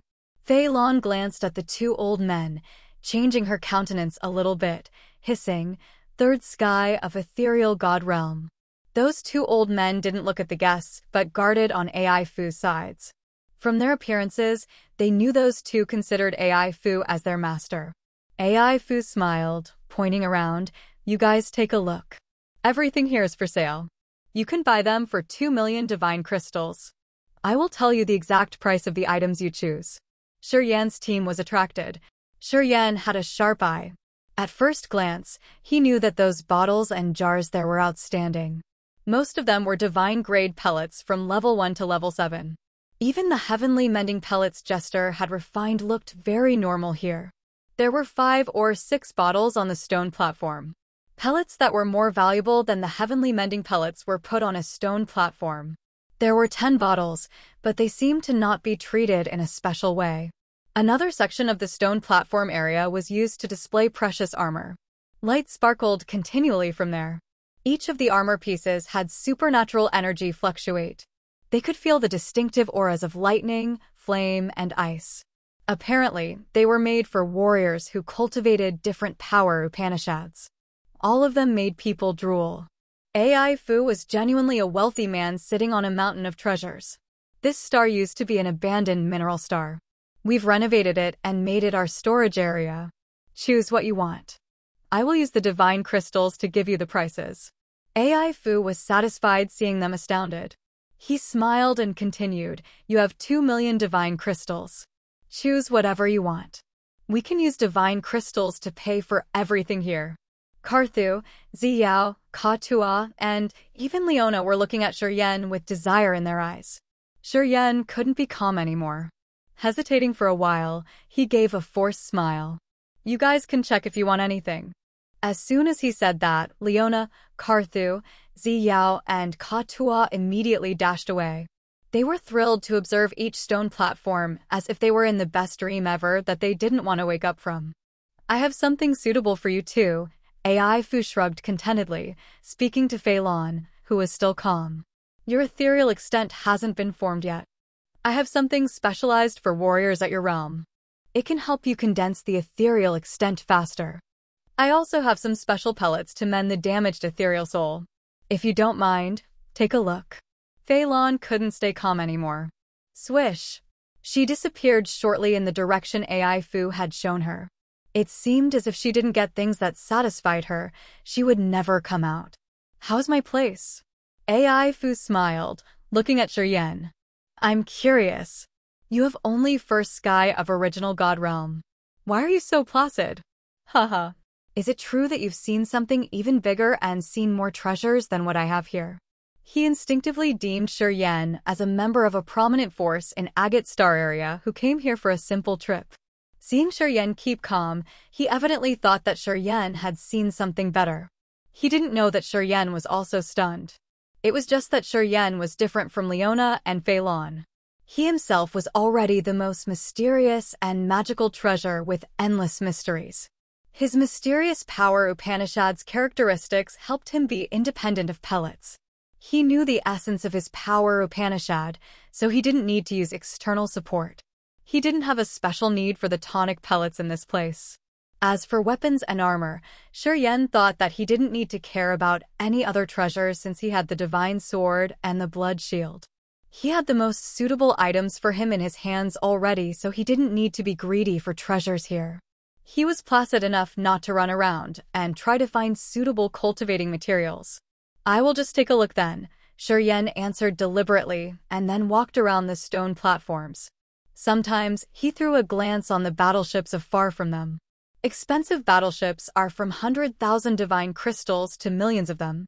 Of course, there are more expensive battleships, which can be compared to the value of a life star. Anyway, I'm not capable of selling them. Ai Fu smiled, following him to give him more information. "If you don't have a battleship or your battleship is broken, you should consider buying one here. Just tell me what kind of features you want. I will give you more information. Speed, defense, attack, I have everything. I'm sure you will like them. AI Fu was promoting his products, trying to fill the hole of 2 million divine crystals. He hated that he couldn't make Yen buy more. Yen listened to him and didn't intervene. He just smiled, watching each stone platform. His silky soul consciousness was searching around discreetly. He halted by a stone platform, frowning. This Tenmu platform was supported by 2 shabby formations with the cut empty fantasy crystal as the foundation. The magical, exquisite lines were carved thickly on the crystal, weaving with each other to make patterns and drawings of the broken formations. Mother and child sky linking formation. They are said to be created by a warrior who specialized in space power. Within 1 star area, we can use this formation to connect. Anyway, this formation is broken. Otherwise, it would be priceless. But it's cheap now. Are you interested in it? Smiled AI Fu.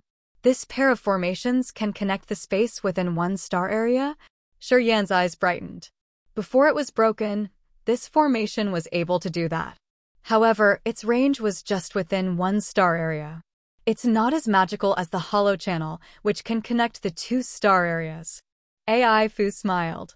But it can't do anything now. It's broken. Both the mother formation and the child formation are broken at different levels. We can't fix them, so we keep them here. Warriors who cultivate Space Upanishad can choose them. But I'm afraid the others won't find them interesting. How much? Yen was silent for a while, chuckling. I'm interested in space power. I want to use them for my study. 200,000 divine crystals. AI Fu didn't care about this item very much. If it wasn't shattered, this mother and child sky linking formation would be worth at least 10 million divine crystals. But it's broken now. Sigh. Just consider that I'm selling the empty fantasy crystal to you. 200,000 divine crystals. Okay, I'll take it, Yen grinned. Good. AI Fu was a little content. Come here, come here. This way, this way. Perhaps you will find something else you like. But Yen didn't buy anything else. However, Fei Lan, Leona, Carthu, Katua, and Ziyao all found things they liked. All looked so excited. Ziyao liked a set of armor, which looked like it had brilliant and gorgeous rainbow light twirling around. It was stunning indeed. And it seemed to have some light intent domain, which could boost up Ziyao's realm and competence significantly. That set of armor was at level 5 divine grade. It was priced at 100,000 divine crystals. Carthu found a narrow sword of 2-finger size. It was small but pretty sharp. It also suited his power Upanishad. He looked delighted. AI Fu said it cost 150,000 top-quality divine crystals. Leona and Katua didn't find any armor or treasure, but they took some pellets. They were all level 5 and level 6 divine grade pellets. They were useful for steadying and strengthening their realms. AI Fu set the price of 500,000 divine crystals for those bottles. Fei Lan had found the most precious item. She had a sticky, ivory substance called etherealizing fluid. According to AI Fu, it provided the best help in condensing ethereal extents. Naturally, it was precious. It was just a tiny chunk of etherealizing fluid, but AI Fu said it cost 1 million divine crystals and he couldn't give them any discount. Fei Lan made it her precious treasure. She picked it up and never wanted to let it go. She had sensed the substance and realized how it could help her. She nodded at Yen, implying that she wanted it. With their 2 million divine crystals, Yen bought the mother and child sky linking formation for 200,000 divine crystals. Ziyao took a set of armor that cost 100,000 crystals. Carthu got a sword priced 150,000 divine crystals. Leona and Katua bought bottles of pellets that cost 500,000 divine crystals. Fei Lan took the etherealizing fluid for a price of 1 million divine crystals. Thus, they had almost used up their 2 million divine crystals. They had only 50,000 left. You still have 50,000 divine crystals that you can use. AI Fu felt satisfied now. Just look around and find more items. It would free me from trouble then. Okay. Do you know how to take the 1,000-fold lotus? Any special container or idea about how to forge the container and materials? Yen pondered for a while. He had a thought, so he asked. AI Fu was dumbstruck. The two-thirds sky of ethereal god realm stood by him had their eyes brighten and their backs straighten up. Do you have the thousand-fold lotus? The thousand-fold lotus. AI Fu took a deep breath, his voice trembling. If you have it, everything will be easier. My grandfather needs it, a lot. The two peak of ethereal god realm eyed Shiyan. Their bright eyes looked like diamonds that could hurt people's eyes looking at them.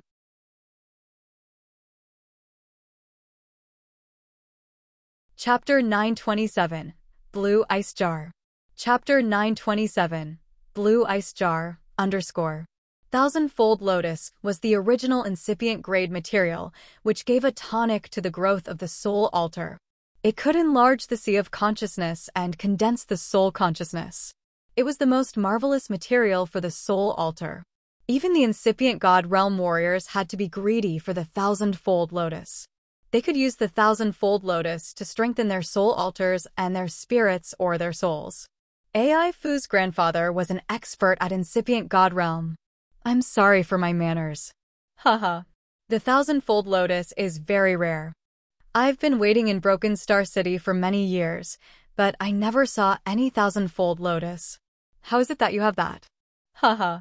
AI Fu smiled, but I'm curious.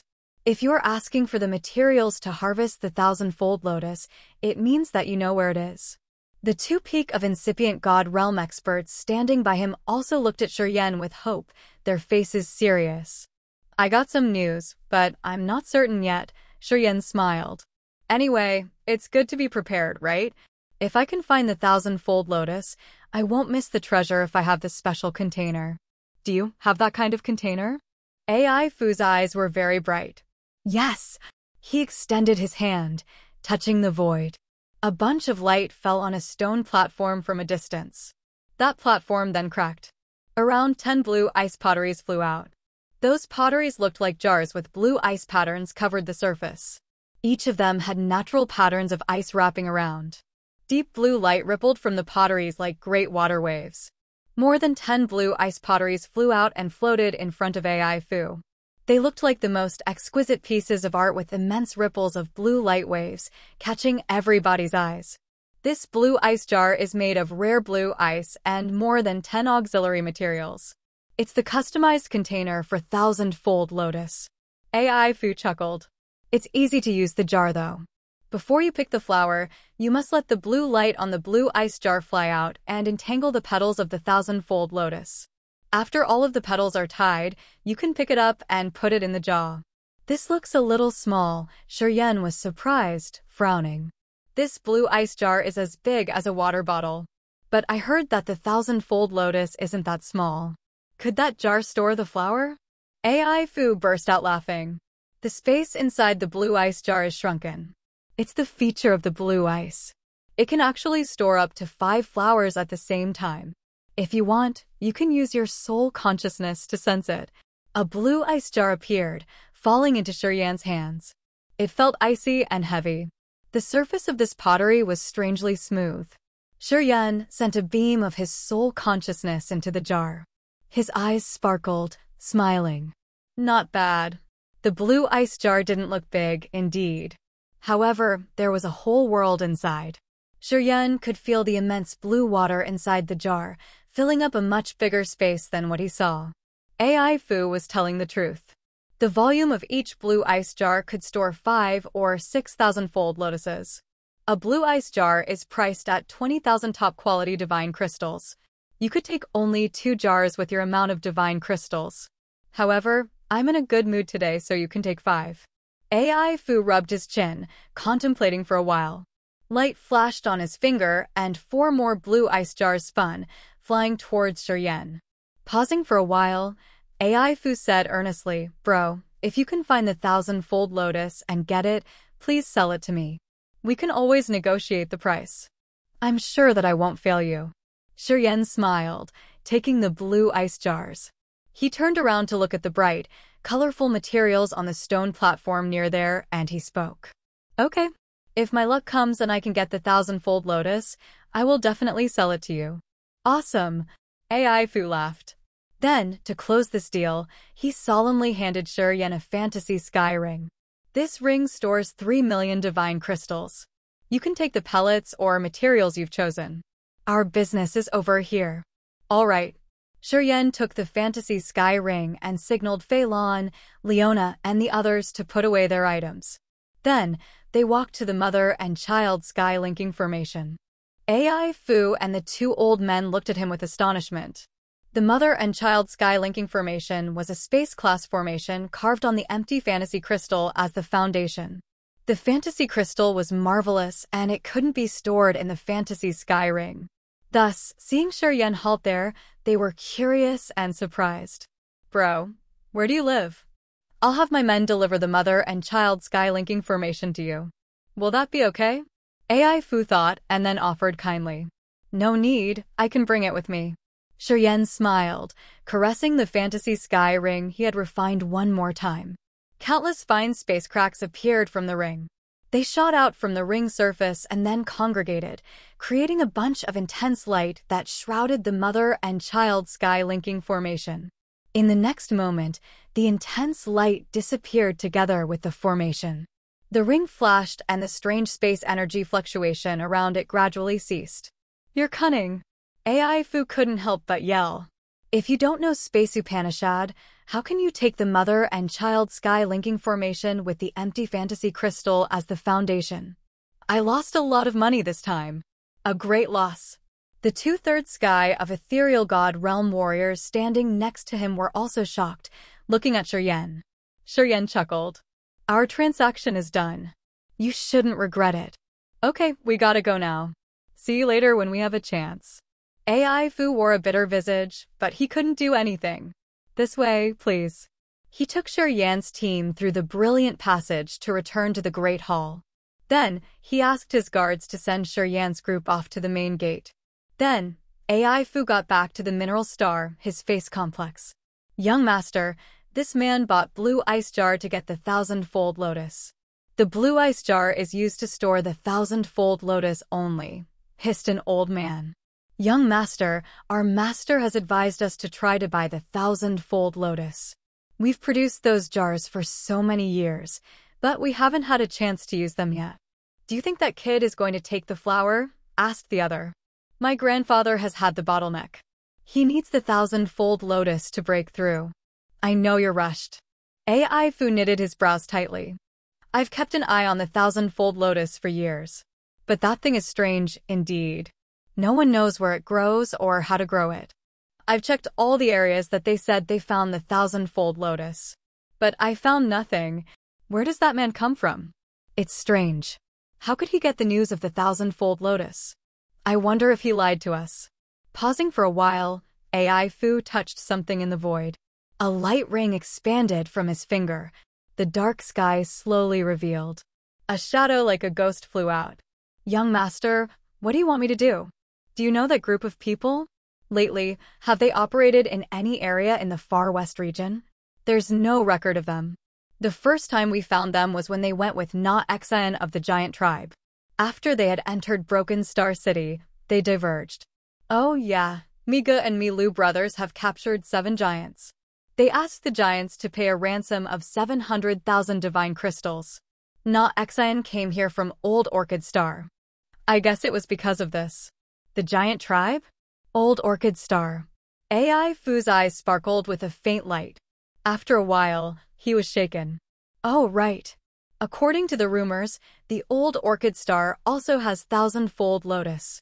The two old experts cheered up, talking happily. Seems that the kid has found something. AI Fu smiled quietly and nodded, yeah.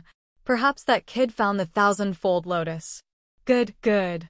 Seems like my grandfather's bottleneck will be broken soon. The Old Orchid Star is the giant tribe's territory. This clan is weak, actually. Young master, do you want us to? No. AI Fu shook his head. I'm a businessman. I'm not a thug. I won't do that. Our auction house and shop have thrived after so many years because people trust us. It's because of our credit. Credit. Do you understand? It's because of the credit that I've spent hundreds of years gaining. We must not tarnish our reputation. AI Fu rubbed his chin, smiling until his eyes narrowed. If he gets the 1,000-fold lotus and shows a good sense by selling it to me, everything will be smooth.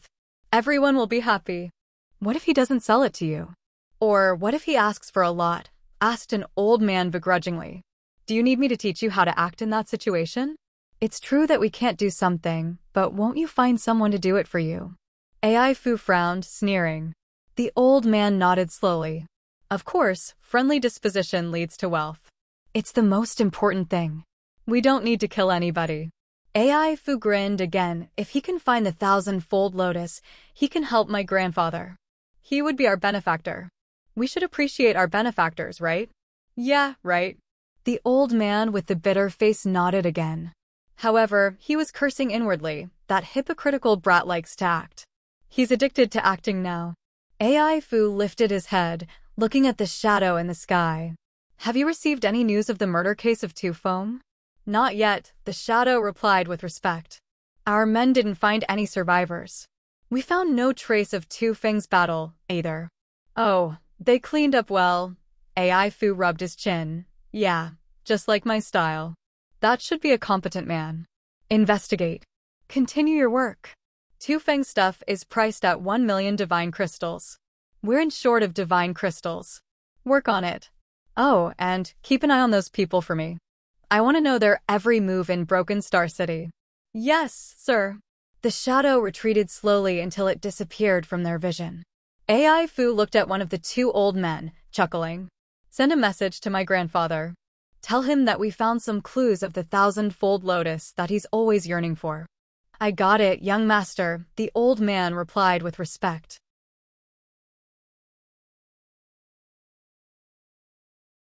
Chapter 928. Open the Heart. Chapter 928. Open the Heart. After Shi Yan got out of AI Fu's ancient building, he saw the teenager still waiting for them there. Seeing them, the boy's eyes brightened and he hastened to come to them. Fei Lan frowned, speaking deliberately, we should talk somewhere else. The boy nodded continually, his eyes filled with joy. After 15 minutes, Shi Yan found a quiet place in the south of the Broken Star Field. Not many people walked through this street and none of them noticed this group. Fei Lan waved her hand at the boy. Where did you find it? Tell us more details. Fei Lan lowered her voice, asking. 100,000 top-quality divine crystals. The boy took a deep breath.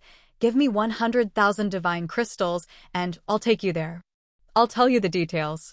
100,000 divine crystals? And of top quality? Kid, are you so poor that you've gone crazy? Ka Tua rolled his eyes, smiling coldly.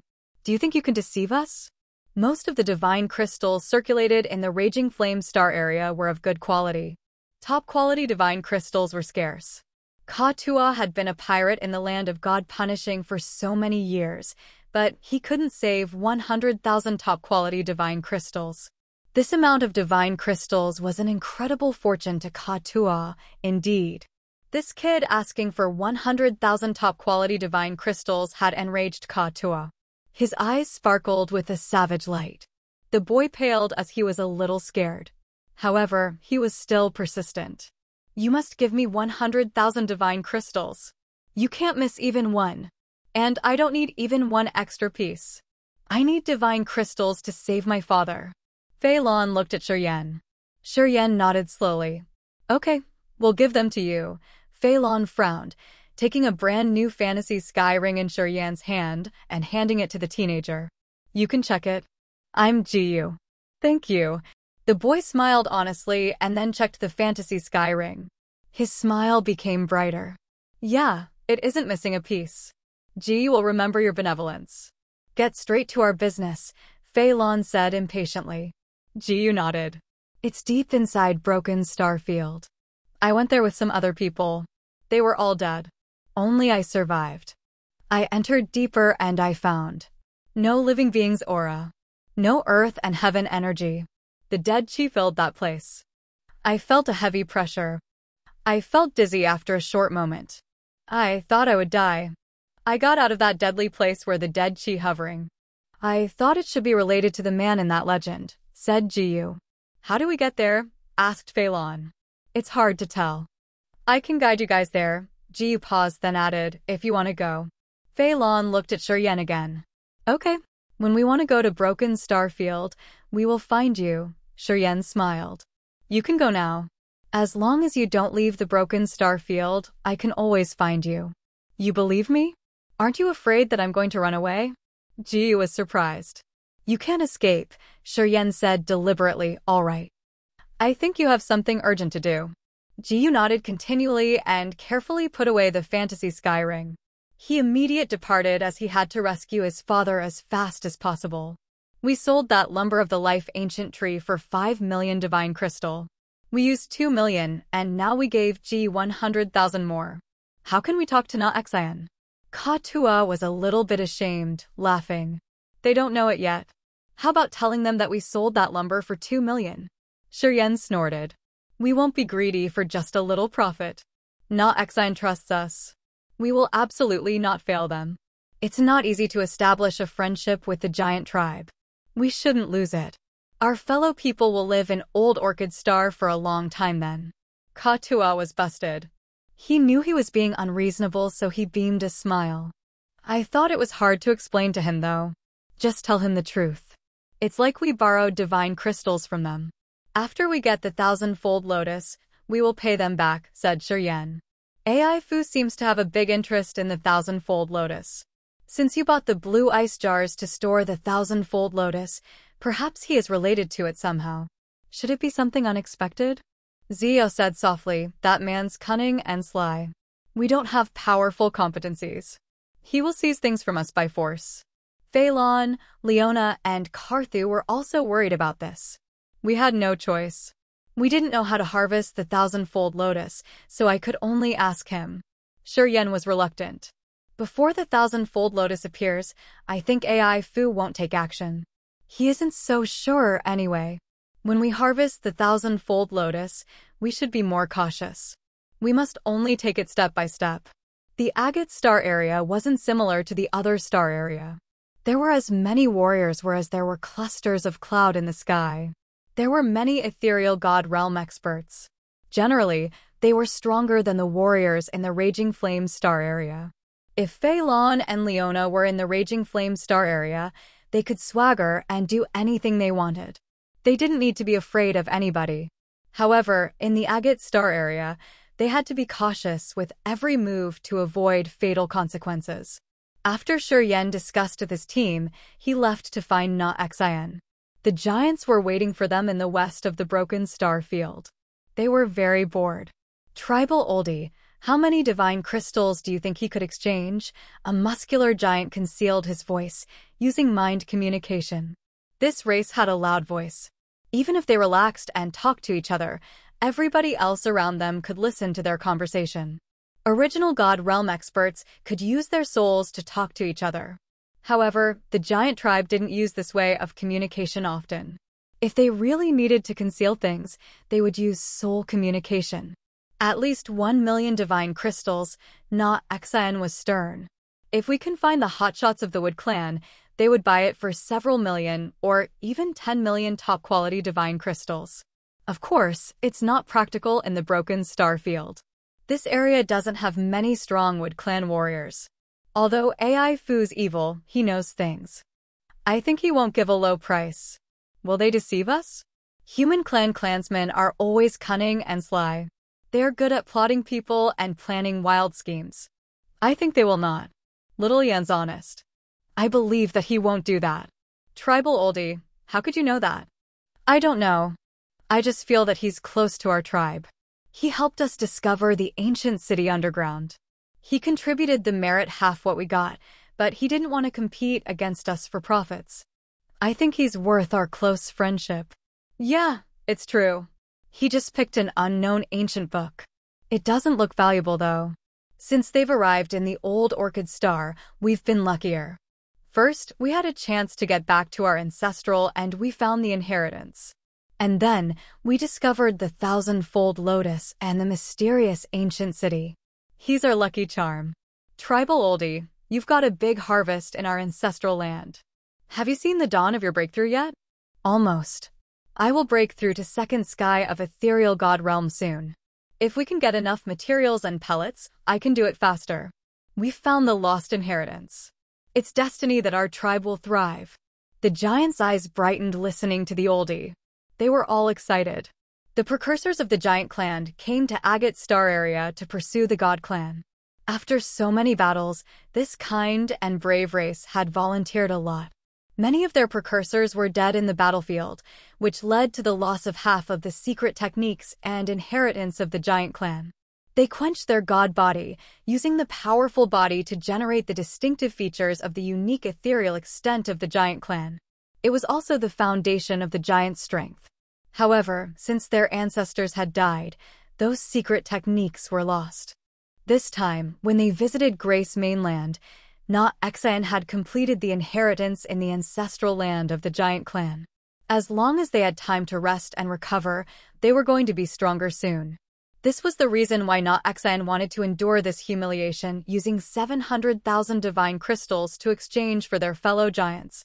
They needed time, and they couldn't afford to lose any member.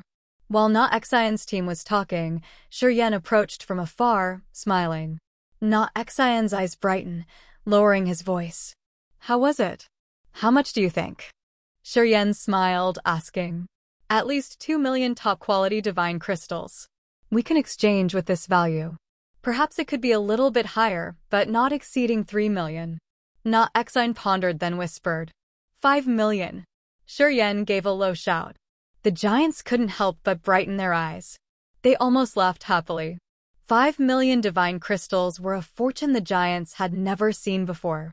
With this money, they could buy many cultivating materials for their fellow giants, which would advance the children and youth of the giant tribe on the martial path. It would boost their tribe's competence to a whole new level. But I can only give you 2,900,000. Shiryen was a little bit embarrassed. AI Fu couldn't collect enough 5 million divine crystals. He needed 2 million more, so we took some items. Yeah, we must borrow this money from your tribe. After we harvest the 1,000-fold lotus, we will repay. I'm glad that you told us the truth. Na Exan smiled honestly. About that amount, haha, manage it yourself. If we want to calculate trades, my tribe owes you more. This ring stores 2,900,000 divine crystals. You should pay the ransom for your fellows. Shiryen gave him the rings, speaking seriously. I will repay our debt. I bought the blue ice jars from AI Fu. As soon as we return to Old Orchid Star, we can harvest the 1,000-fold lotus immediately. Then it's all good. Na Exan smiled again. Different from Zi Yao and the others, the giant didn't think about the possibility that AI Fu could figure out something from the blue ice jars they had bought from him and that he may snatch the item from them. The giants were still naive. Na Exan and his giants took the ring with 2,900,000 divine crystals and went to find the Miga and Mi Lu brothers to exchange with his fellow giants. Shiryen didn't follow him. He and the others walked around Broken Star Field, waiting for Na Exan's good news. However, they couldn't wait for any good news as they heard Na Exan's angry roar. His voice thundered Broken Star Field like thunderclaps as if it could burst off the entire area. His voice came from the north region. Shiryen frowned, contemplating for a while, and then said, "We should go there and see what just happened." Okay. Fei Lan's team nodded immediately. They hurried to the north.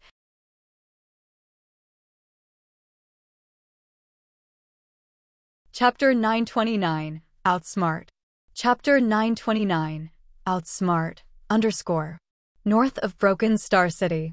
In a street corner, Na Exan and his giant fellows were enraged. Their energy surged vehemently.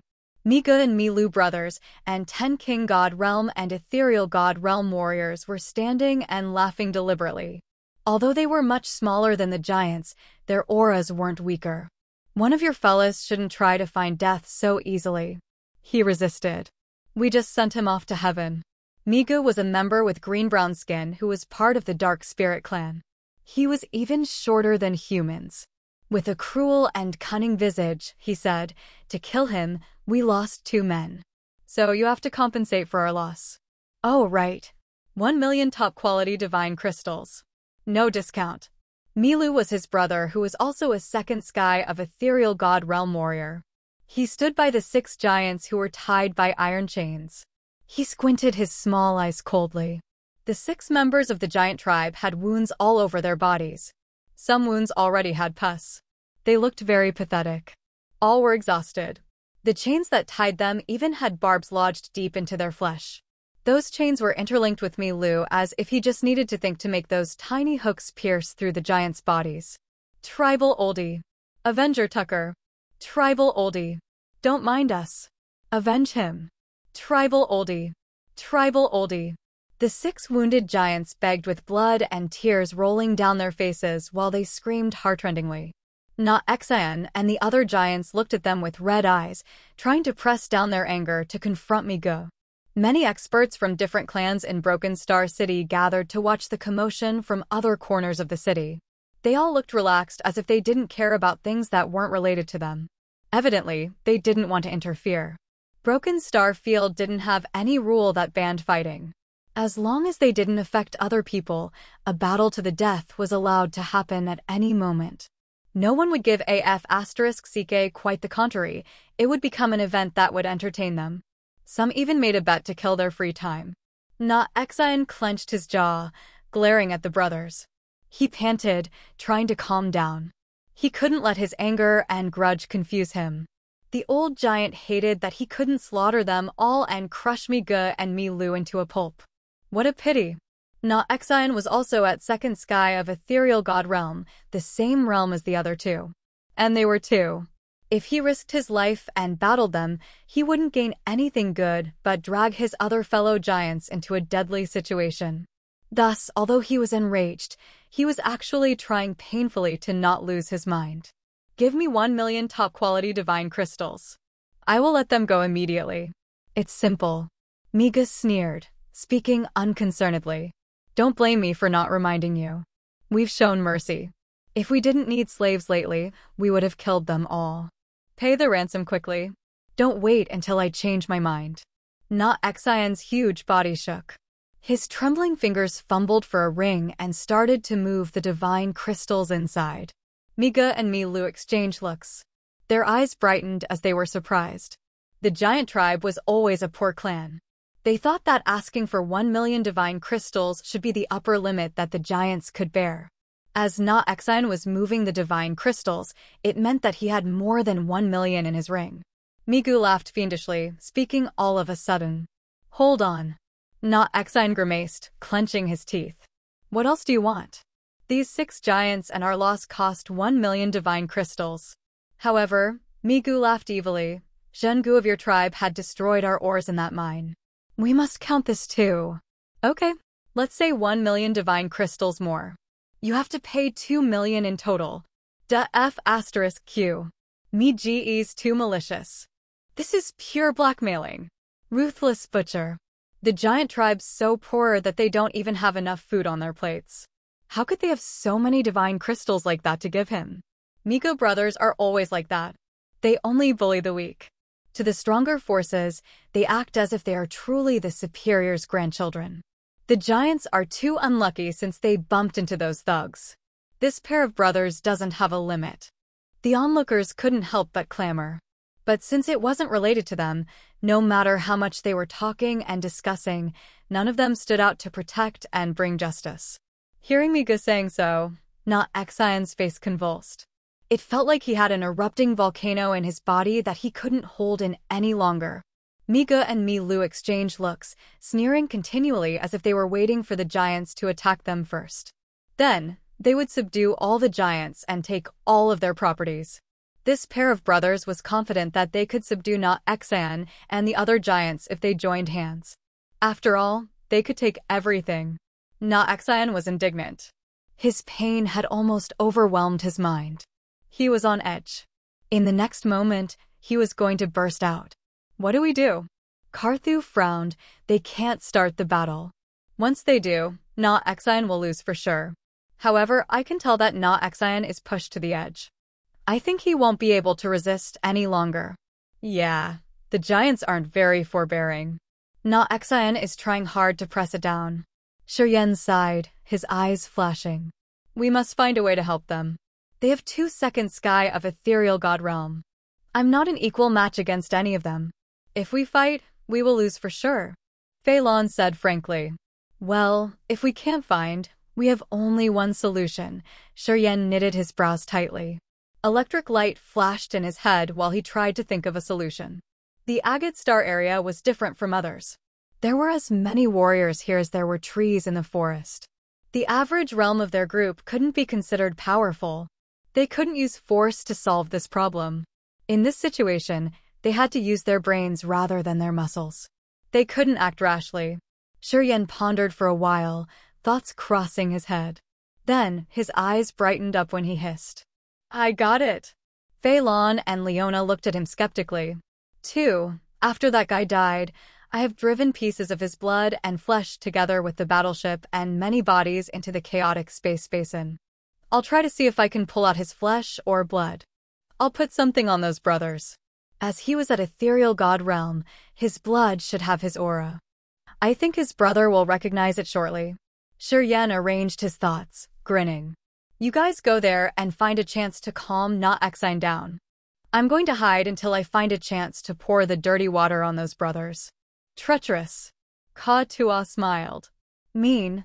Karthu grinned. Smart. Ziyao's beautiful eyes sparkled with bright light. Then, Fei Lan, Leona, and the others followed his words, walking to Na Exine and the brothers. Yan's eyes moved swiftly. He was like a gloomy ghost looking for a quiet corner, closing his eyes and urging space powers. His soul consciousness moved like a shuttle, tearing the sky and entering a secret space slit. Yan's soul consciousness moved like electronic beams running through the chaotic space currents continually as if it knew where its target was. A weak beam of energy reflected his sea of consciousness. His soul altar shivered slightly. A pure beam of soul consciousness suddenly found its target. In the brilliantly colorful space basin, a battleship hovered with disposable bodies scattered around. They slowly decayed, becoming the most primitive parts in the universe. As Tu Feng had ethereal god realm, blocks of his flesh were also decomposing, but at a much slower speed. Yan's wisp of soul consciousness moved like a hook, flying towards a dab of blood. It then shrouded a drop of sticky blood and returned to his soul from the chaotic space current. Migu and Milu were standing, crossing their arms in front of their chest. They were sneering, waiting for Na Exine to burst out. Then, they would have an excuse to capture the giants and seize their properties. This pair of brothers wasn't hurrying. Milu stood between the 6 wounded giants. The massive body of the giants covered him so people couldn't see him wholly. A tiny space slit flashed and disappeared behind his left shoulder. A drop of blood fell on his left shoulder. Milu suddenly felt something. He frowned, glancing at his left shoulder and then the wounded giant lying next to him. He cursed under his breath, his face disdainful. He thought that the drop of blood on his shoulder came from that giant soldier. Thus, he didn't mind it much. From a quiet place far from that area, Yan opened his eyes, grinning cunningly. He headed to someplace far ahead of him discreetly. In a deep place above his head, a shadow that both his eyes and soul consciousness couldn't spot suddenly flashed and then disappeared, drifting towards Yan's direction. Dash. Are you the blood Halberd? Yan walked to the center of Broken Star Field, speaking to an impatient warrior. Kid, what are you asking that for? The man couldn't keep his manners, shouting. I'm looking for Tu Fei. I got the news of his brother, Yan said with a stern face. Tu Fei had forced this man too much. He wanted to bang his head on the wall. Listening to Yan, his eyes brightened and he shouted curtly, "Follow me." Shortly after, Yan was brought to the Blood Halberd's base in Broken Star Field. Tu Fei looked ferocious, staring at Yan and speaking brutally like a caged wild beast.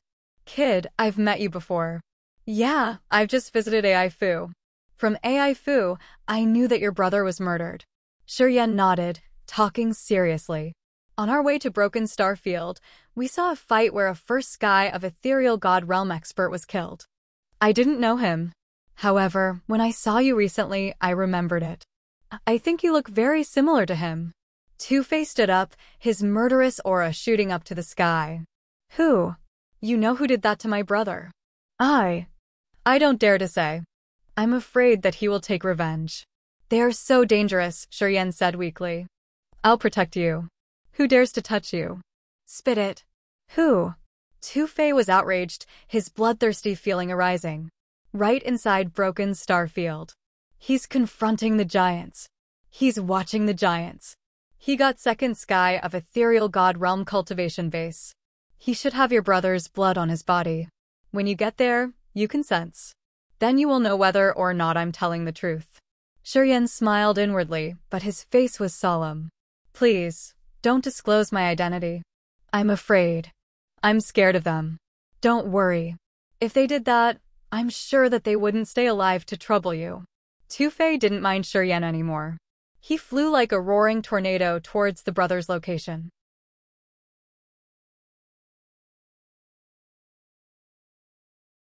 Chapter 930. Well played. Chapter 930. Well played, _ North of Broken Star City. Na Xian gritted his teeth. His eyes looked like he wanted to spray fire. He was trying to hold himself. However, the flame of rage in his heart was burning harder and harder. Na Xian's spirit had almost collapsed. Fei Lan came. She frowned and then used her soul to send a message to Na Xian. Hold on for a little while. Na Xian's bloodshot eyes raked through the crowd. He found Fei Lan and the others. He had a gleam of confusion, but soon after, he calmed down. More and more people came to watch this battle. The experts of different races were waiting for something fun, a battle to be taken place soon. At the moment the atmosphere was the most tense, a tornado roared above the crowd, descending right next to Milu. Tu Fei. The crazy, savage Tu Fei. His brutal line of sight of a venomous snake was focused on Milu. He took a deep breath, using his soul to sense. Shortly after, his eyes became bloodshot, gazing at Milu's left shoulder. He hissed and roared like a mad ghost. Milu. Migo. You dare to kill my brother. I will crush your bones. Then, he attacked them directly. The soul altar had a violent surge. Many tornadoes rocketed into the sky instantaneously. They looked like gray smoke columns used to warn people. They attacked Miga and Milu. Each of the tornadoes had sharp icicles in the core.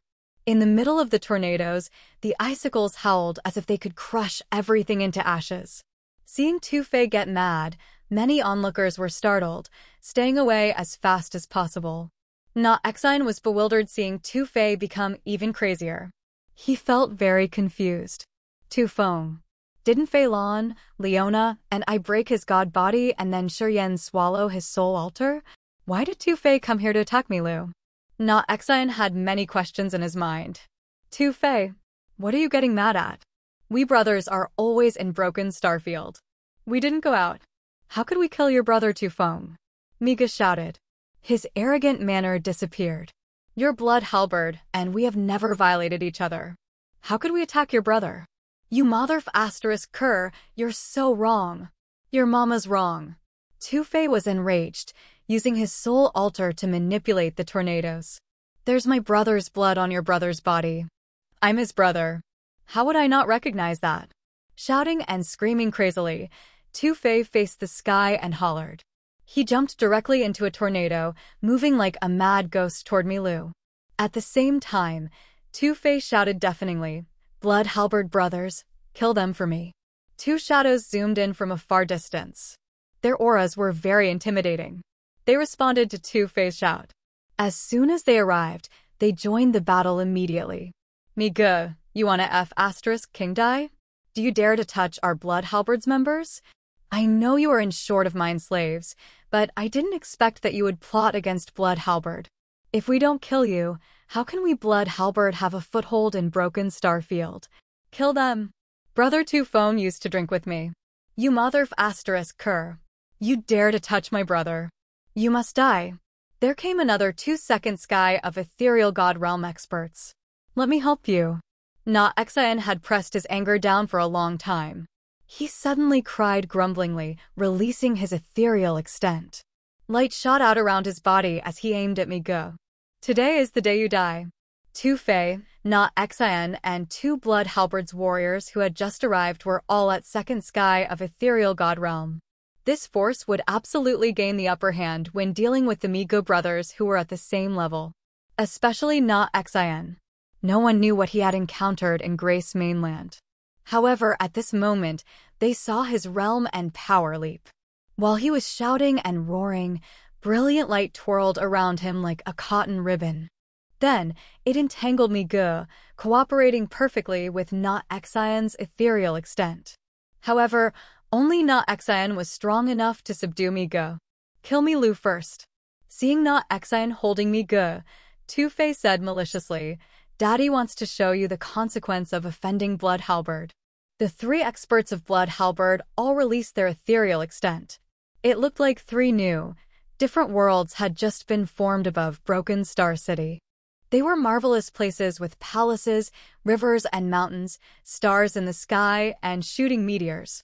Three ethereal extents pressed down from the sky. This heavy and ferocious pressure made me lose body-generate explosions. He wasn't free to watch the wounded soldiers of the giant tribe anymore. He cried, suffering from injustice. I didn't do that. We didn't kill Tu Feng. You're wrong. Too bad for him. Tu-Fei had only rage in his mind. Also, he thought that he had evidence now, so he didn't listen to Milu's explanation. Tu-Fei urged the full power of his Upanishad. Tornadoes rose, pressing towards Milu. Don't ruin Broken Star City. You guys, choose another place for your battle. Get the F***CK out of here. If you break my house, you mother***cur, I won't give you peace. Many annoyed voices arose in the crowd. They were from extremely high realm warriors who had a strong background. Hearing their urge, Tu-Fei and the two experts from Blood Halberd, Not Xian, and Migo brothers became worried. Since they didn't have a chance to explain, Migo and Milu didn't want to linger. Hearing the others shouting, they hurried to flee, flying to the meteorite sea outside Broken Star City.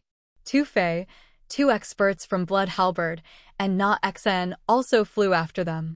They seemed to want to eradicate Migo and Milu. Many onlookers saw them flying away from Broken Star City.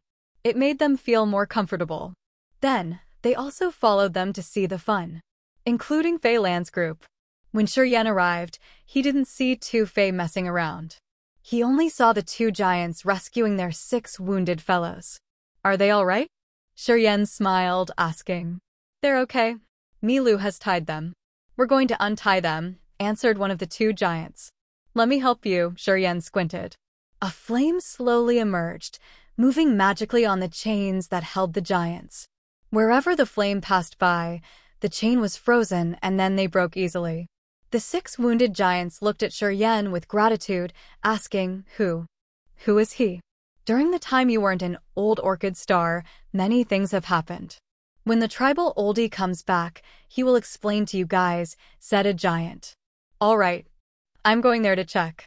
You guys stay here, Shiryan didn't linger. He nodded and smiled at them before flying away. AI Fu's ancient building. A ghostly shadow slowly emerged, but people couldn't see his real appearance. Young Master, Tu-Fei and Blood Halberd's warriors are pursuing Migo and Milu. What happened? AI Fu's interest was aroused, asking curiously, Is it true that the murder case of Tu Feng is related to Migo and Milu? It's impossible. How could Migo and Milu dare to provoke Blood Halberd's people? They care about their lives, don't they? They aren't involved in Tu-Fei's murder, indeed. The shadow explained in a soft tone. The murderer is the one who has just come here, the kid who uses space power. Why do you say so? AI Fu's eyes brightened. Migo and Milu wanted to get on the giant's nerves to take all of their divine crystals. Oh, right. After that kid left this place, he handed the divine crystals to Not Xian. It seems like he had sold the item on behalf of Not Xian. Continue, please. When Not Xian was about to crack, that kid used his space power to drip a drop of blood on Milu. And that drop of blood belonged to Tu Feng. He told Tu-Fei that Migo and Milu had killed Tu Feng using that drop of blood as evidence. Right after that, Tu-Fei flew out. He sensed and certified that the blood belonged to his brother. The battle occurred right after that. AI Fu listened to him. After the shadow finished, his eyes became brighter. After a while, he couldn't hold his compliments. Well played. He shifted **T on Miga and Mi Lu to solve the giant tribe's difficulty. It also saved them from Tu-Fei's pursuit. They even had the chance to take the reward of 1 million from Tu-Fei. Holy **T.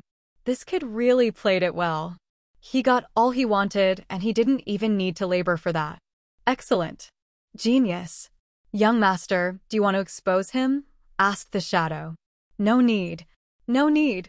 AI Fu waved his hand continually. It's an excellent drama. Hey, I should go there to watch. It has been so long since I've last seen someone at such a level of cunning and deceptive. No, we shouldn't expose him. Absolutely not. If Tu-Fei and Miga kill him, who will find the 1,000-fold lotus for me? Interesting. This kid is interesting. Yeah, you should continue to keep an eye on him for me. I'm going there to see how this funny drama will end. Haha. I feel good. Touché. The wild land in the north of Broken Star City. 6 figures rose the storm in the place, crushing all things including light. The earth cracked wherever they passed by. Earth-shaking explosions reverberated in the void. Xian of the giant looked like the crystal god of war. Brilliant light twirled around him. Beams of crystal light shot out from his god body, attacking in all directions. His ethereal extent continually released the aura, which boosted up his power. Tornadoes howled, screaming like giant gray dragons that roamed in the air to find some delicious snacks. They didn't see Miga and Mi Lu as these 2 people were kept inside the gray tornadoes.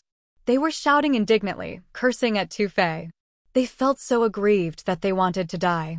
Many warriors of Broken Star City followed them, but stayed afar, watching this fierce fight. Sometimes, they gave comments and discussed boisterously. Doomed. Miga and his brother are doomed. I wonder if they were totally killed. Oh, I think their soul altars could escape, right? Who knows? Anyway, Xian of the giant tribe seems to be much stronger today. Miga can't be his opponent. Haha. He has underestimated the giants. Nonsense. The giant tribe used to be mighty. Do you know that? It's because they are frank and nice. They were always the vanguard. That was why many of them died. At the same time, they didn't have the fair shares afterward. That was how they were weakened. Yeah, the giant tribe used to be powerful. What a pity that their ancestors are all gone and their supernatural powers have been lost. From Xian's performance, I think he had some good encounter. Interesting. While they were clamoring, Yan appeared silently by Fei Lan's group, smiling. If one of them dies, we will receive good things. Fei Lan, Leona, and Ka Tuo's eyes brightened.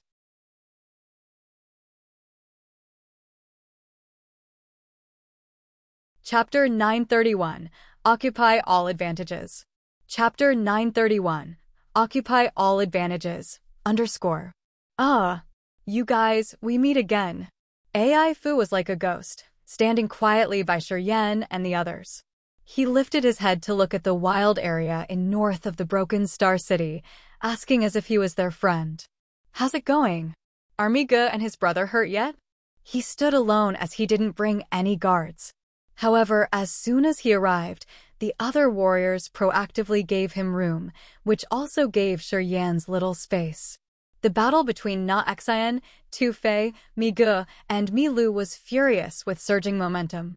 That area looked like it had to bear a terrifying earthquake. Energies impacted upon each other, creating tremendous shockwaves. People at low realms didn't dare come near. Miga and Mi Lu were always in the lower hand situation. Xian and Blood Halberd besieged, attacking them continually. They became helter-skelter. However, Miga and Mi Lu didn't hasten to leave as they were trying to explain. They screamed and shouted to convince Tu-Fei that they weren't related to Tu-Feng's death. They both knew that if they couldn't explain this time, but fled away, it would be no different from escaping because they would be guilty. Blood Halberd would become even more confident that they were the real murderers. Blood Halberd in Broken Star Field was much stronger than the 2 brothers. If they brought a grudge against Blood Halberd, even if they could escape, Blood Halberd would chase after them unceasingly. Too bad for them, Tu-Fei thought that he had found evidence, and he had rage flood his mind. His attacks weren't reduced and instead became more formidable. Amongst this group of 6, Xian was the only one who knew the truth. If the others knew what had happened back there, Migu, Milu, Tu-Fei and Blood Halberd would never spare his life and his tribe. Therefore, Na Xian also tried his best to not give Migu time to speak. His ethereal extent had many layers like a fantasy world, pressing down from the sky and shrouding Migu entirely. Light swirled around Na Xian's body, sending sharp air currents to attack Migu. This kind of sharp light could even pierce through Miji's ethereal extent. Migu was trying to strengthen his ethereal extent and keep it complete. He had to concentrate, not having time to talk. Milu's situation was even worse. Tu-Fei and two Blood Halberd's experts were attacking him. He could still scream at first. Afterward, he couldn't even roar to vent out his anger as he had to move continually in his ethereal extent to dodge Tu-Fei's world of tornadoes. Migu brothers are destined to be defeated. However, perhaps they won't be killed. It depends on Tu-Fei and Blood Halberd. Let's see if they're willing to pay or not. Yan explained in a low voice. Milu was about to collapse. If he wanted to escape at any cost, he could still have a chance. Of course, if Tu-Fei was afraid that Milu would risk his life and lose their chance to stop him, it was possible that Milu would survive. AI Fu smiled until his eyes narrowed, looking at Yan. He nodded inwardly. Bro, you have sharp eyes then. Haha, seems like everything is going accordingly to your plan. Excellent. AI Fu complimented sincerely. Shifting blame on Migu and Milu made Blood Halberd attack them, which could decrease the danger for the giants and stop Tu-Fei from pursuing the murder case of Tu-Feng. He had done only one deed to get all the advantages. AI Fu asked himself, and he knew that he couldn't make a flawless plan like that. He thought that Yan was indeed extraordinarily cunning and deceptive. He wanted to befriend this man. Don't let him escape. Tu-Fei suddenly shouted, his face ferocious. Hold him down. The two savage experts of the Blood Halberd nodded, and they relentlessly attacked again. Milu was injured already. Seeing that he had no chance to explain, he decided to retreat. They had to dodge this culpa first, though. Afterward, they could find opportunities to clarify this misunderstanding. A warrior at Second Sky Ethereal God Realm could make their ethereal extent and the real world coordinate magically to travel hundreds of thousands of miles in the void. Unless the same realm warrior had locked his ethereal soul by the ethereal extent beforehand and used the same passage to pursue, it would be hard to find him, let alone to kill him. As Milu could see that the situation was getting worse, the light waves started to ripple from his brilliant ethereal extent, trying to form a magical, subtle connection with the real world. As Tu-Fei and Blood Halberd's experts realized his intention from this little move, they became more malignant, releasing their soul altars. The three soul altar appeared like three magnificent towers above the mountain range of Broken Starfield.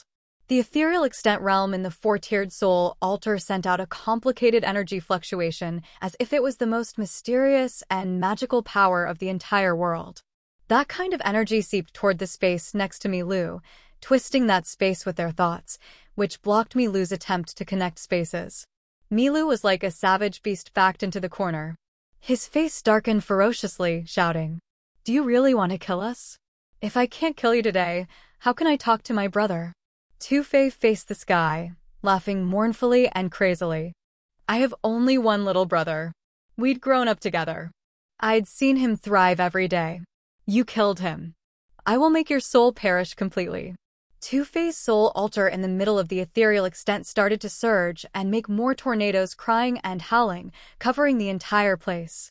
The magical energy fluctuation that Milu was trying to urge became stagnant under the mighty tornadoes. At the same time, the two Blood Halberd's experts grinned fiendishly, releasing their subtle powers. Countless wild thunderbolt dragons stormed out. Countless icicles showered, covering Milu and stopping him from connecting his ethereal extent to the real world. "I'll risk my life to beat you." Milu was pushed into the corner. He knew he couldn't use the ethereal extent to run away. His face became savage as his soul altar started to enlarge like a blown-up balloon. A flow of extremely formidable energy rocketed unceasingly. It became fiercer shortly. "Brother!" "No!" Migu shouted, his eyes reddened as the energy surged around him more tremendously. "Dage, you should leave." I will stop them. Milu shouted crazily. Both his soul altar and his god body were ballooning. His destructive energy flooded out rapidly. Holy **T. Suicide bombing. Flee. Many onlookers were scared as they watched the scene. They turned into electric beams, fleeing from this sight. One of them was at first sky of ethereal god realm. Move. Hurry. Do not watch it anymore. AI Fu shouted. His body flashed and then disappeared. Shuryen became tense, shouting, "Go." He extended his hand, making a cut. A narrow space slit appeared.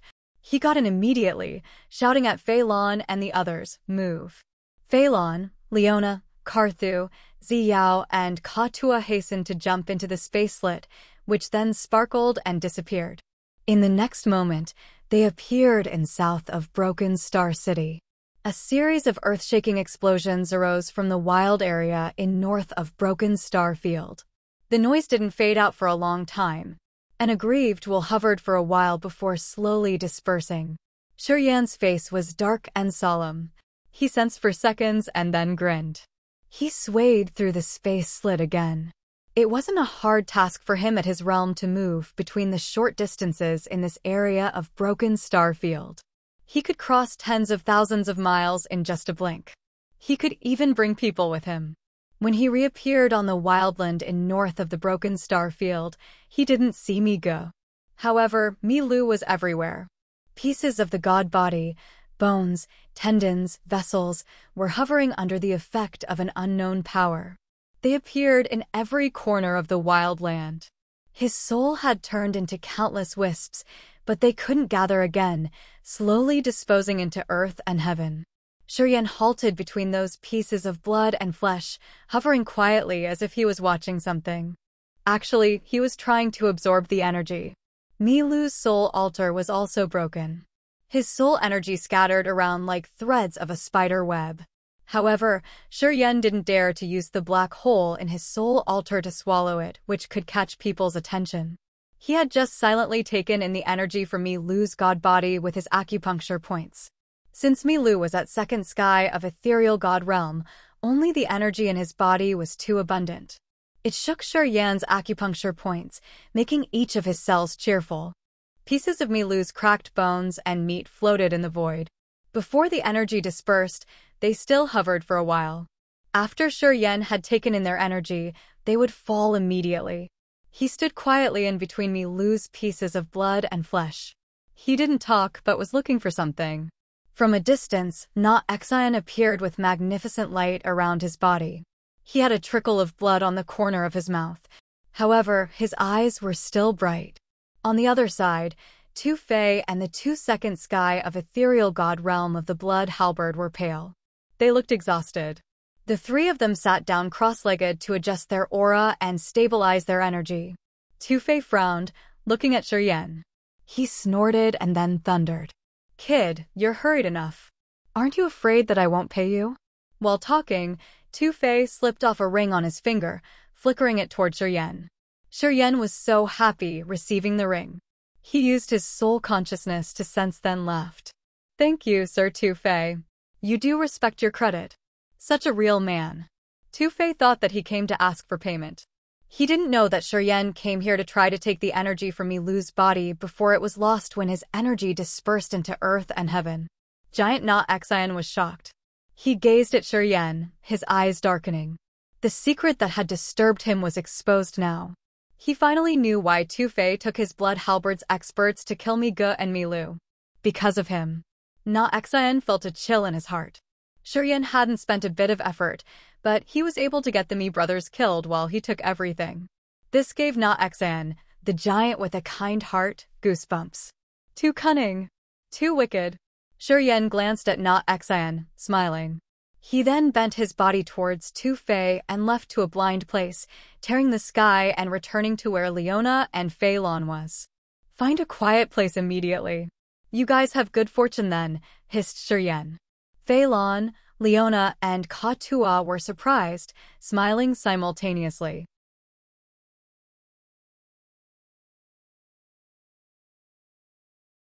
Chapter 932. Blood Replacement.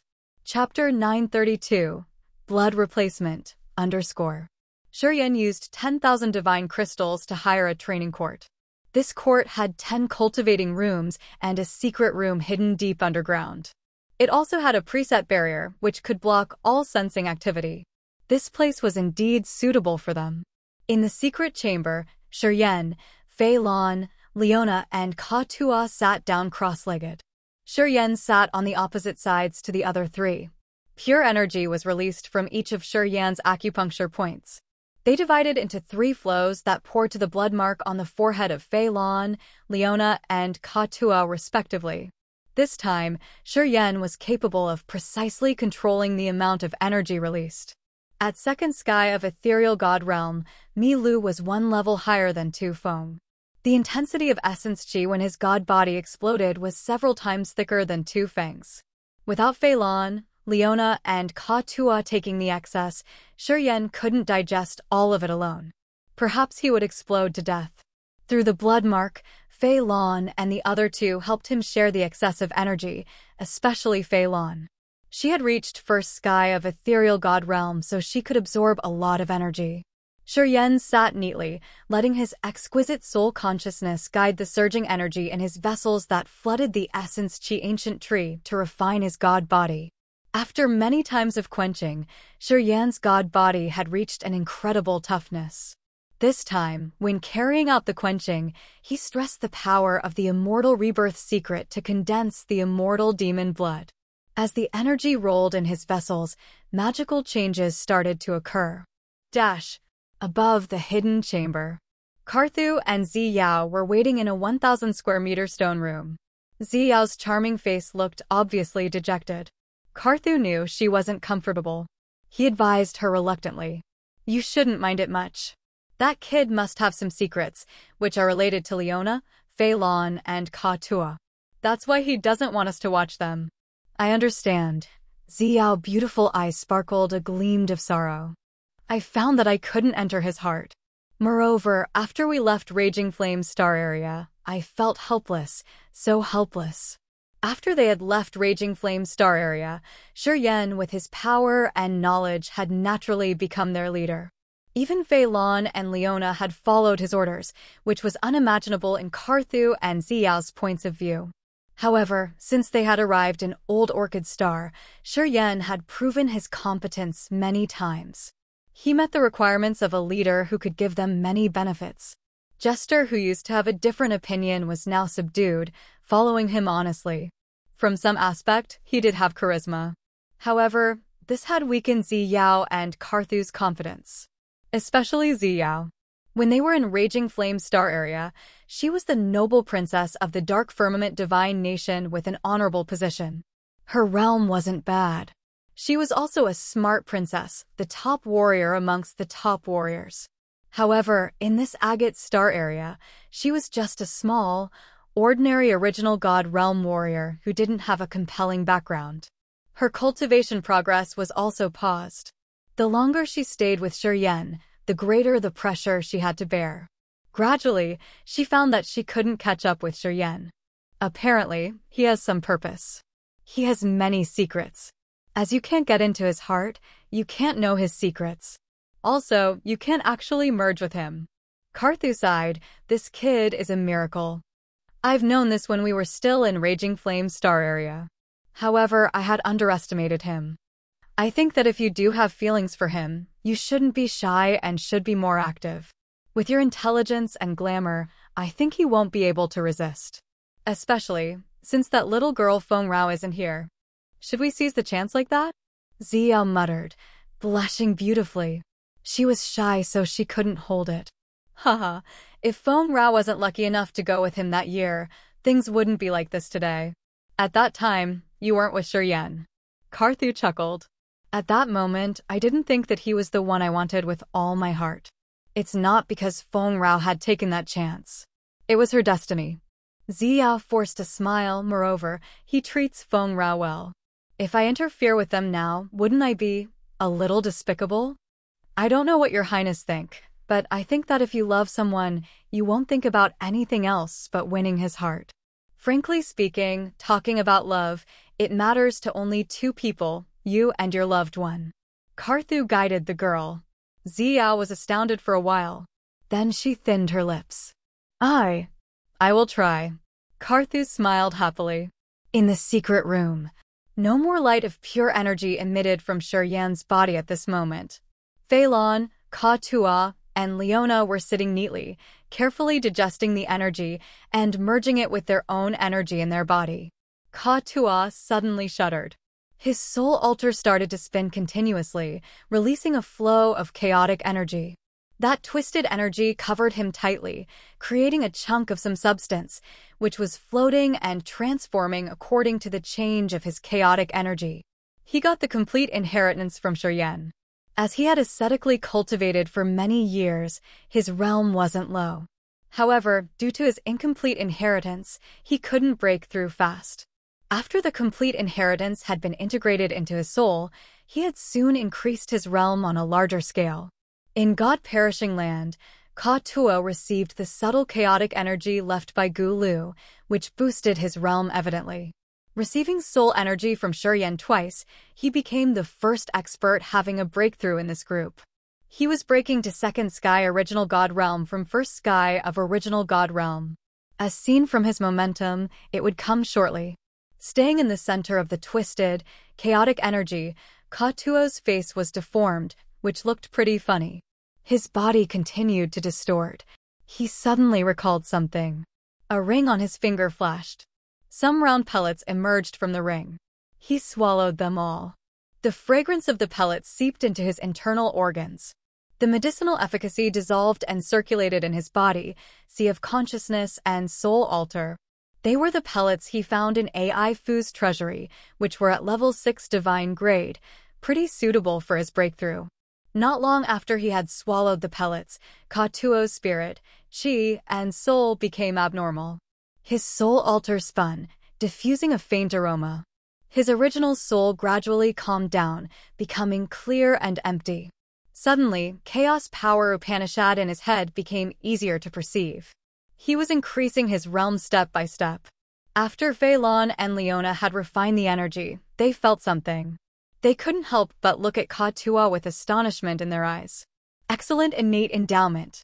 Feilong and Leona exhaled and then shifted to look at Yan, who still had his eyes closed, his aura ancient and long with a faint smell of blood.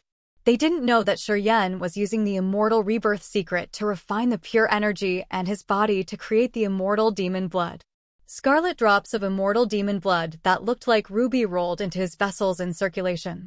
He was carrying out the blood replacement. The number of immortal blood demon drops he had generated this time was significant. Together with the previous accumulation, Yan thought he could attempt to replace the blood in his body. He immediately carried out his plan. Drops of scarlet immortal demon blood slowly moved inside his vessels. They looked like blood pearls on a pearl chain, drop by drop.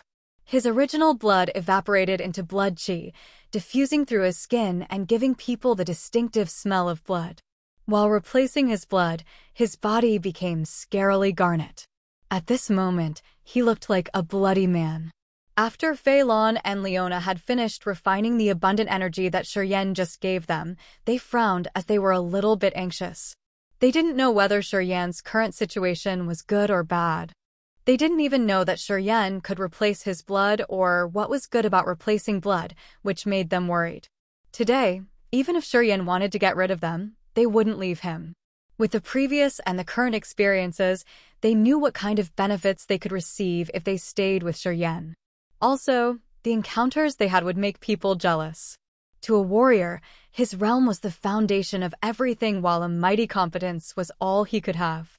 Yan could give them all of these. Will he be all right? Leona frowned. Should we help him? Help him? Feilong forced a smile. Do you know how to help him? If I knew, I wouldn't just sit here and watch. Anyway, I think, you don't even know what's happening to him, right? Leona nodded. If we don't know the causes, we shouldn't act rashly. I think he isn't similar to ordinary humans. If he receives a mighty inheritance, he should have something unique. I think we can only watch him then, said Feilong. Leona hesitated for a while and then said reluctantly, we could only wait in vain then. It'd be better than acting rashly, said Feilong indifferently. Thus, they just looked at Yan, waiting in silence. Under their gaze, it looked like Yan's entire body was congested. Suddenly, a blood halo expanded from him, which looked more like a real, magnificent crystal. His god body was covered by the blood light, which then created a giant blood cocoon. From the transparent state, it became opaque. It looked like some strange creature was undergoing its last transformation. Breaking this chrysalis, it would become a butterfly. Fei Lan and Leona gawked. They could see a gleam of fear in each other's eyes. Yan's transformation at this moment wasn't similar to any normal creature. It looked eccentric, yet beautiful, and it made them confused. Is he a human after all? Leona contemplated for a while and then muttered. Fei Lan had a bitter gleam on her face. I was certain that he was. But now, I don't know, but I believe he knows what he's doing. Otherwise, he would have moved to resist and not stand idly like this. Listening to her, Leona could feel that. She nodded. Yeah, he isn't resisting. I can tell that he's happily accepting everything. It means that he knows what he's doing. So, what's he doing after all? Only God knows. Fei Lan shook her head. You're tuning into the Phoenix Knights YouTube channel. Don't forget to subscribe and join us on this journey to catch the most captivating stories.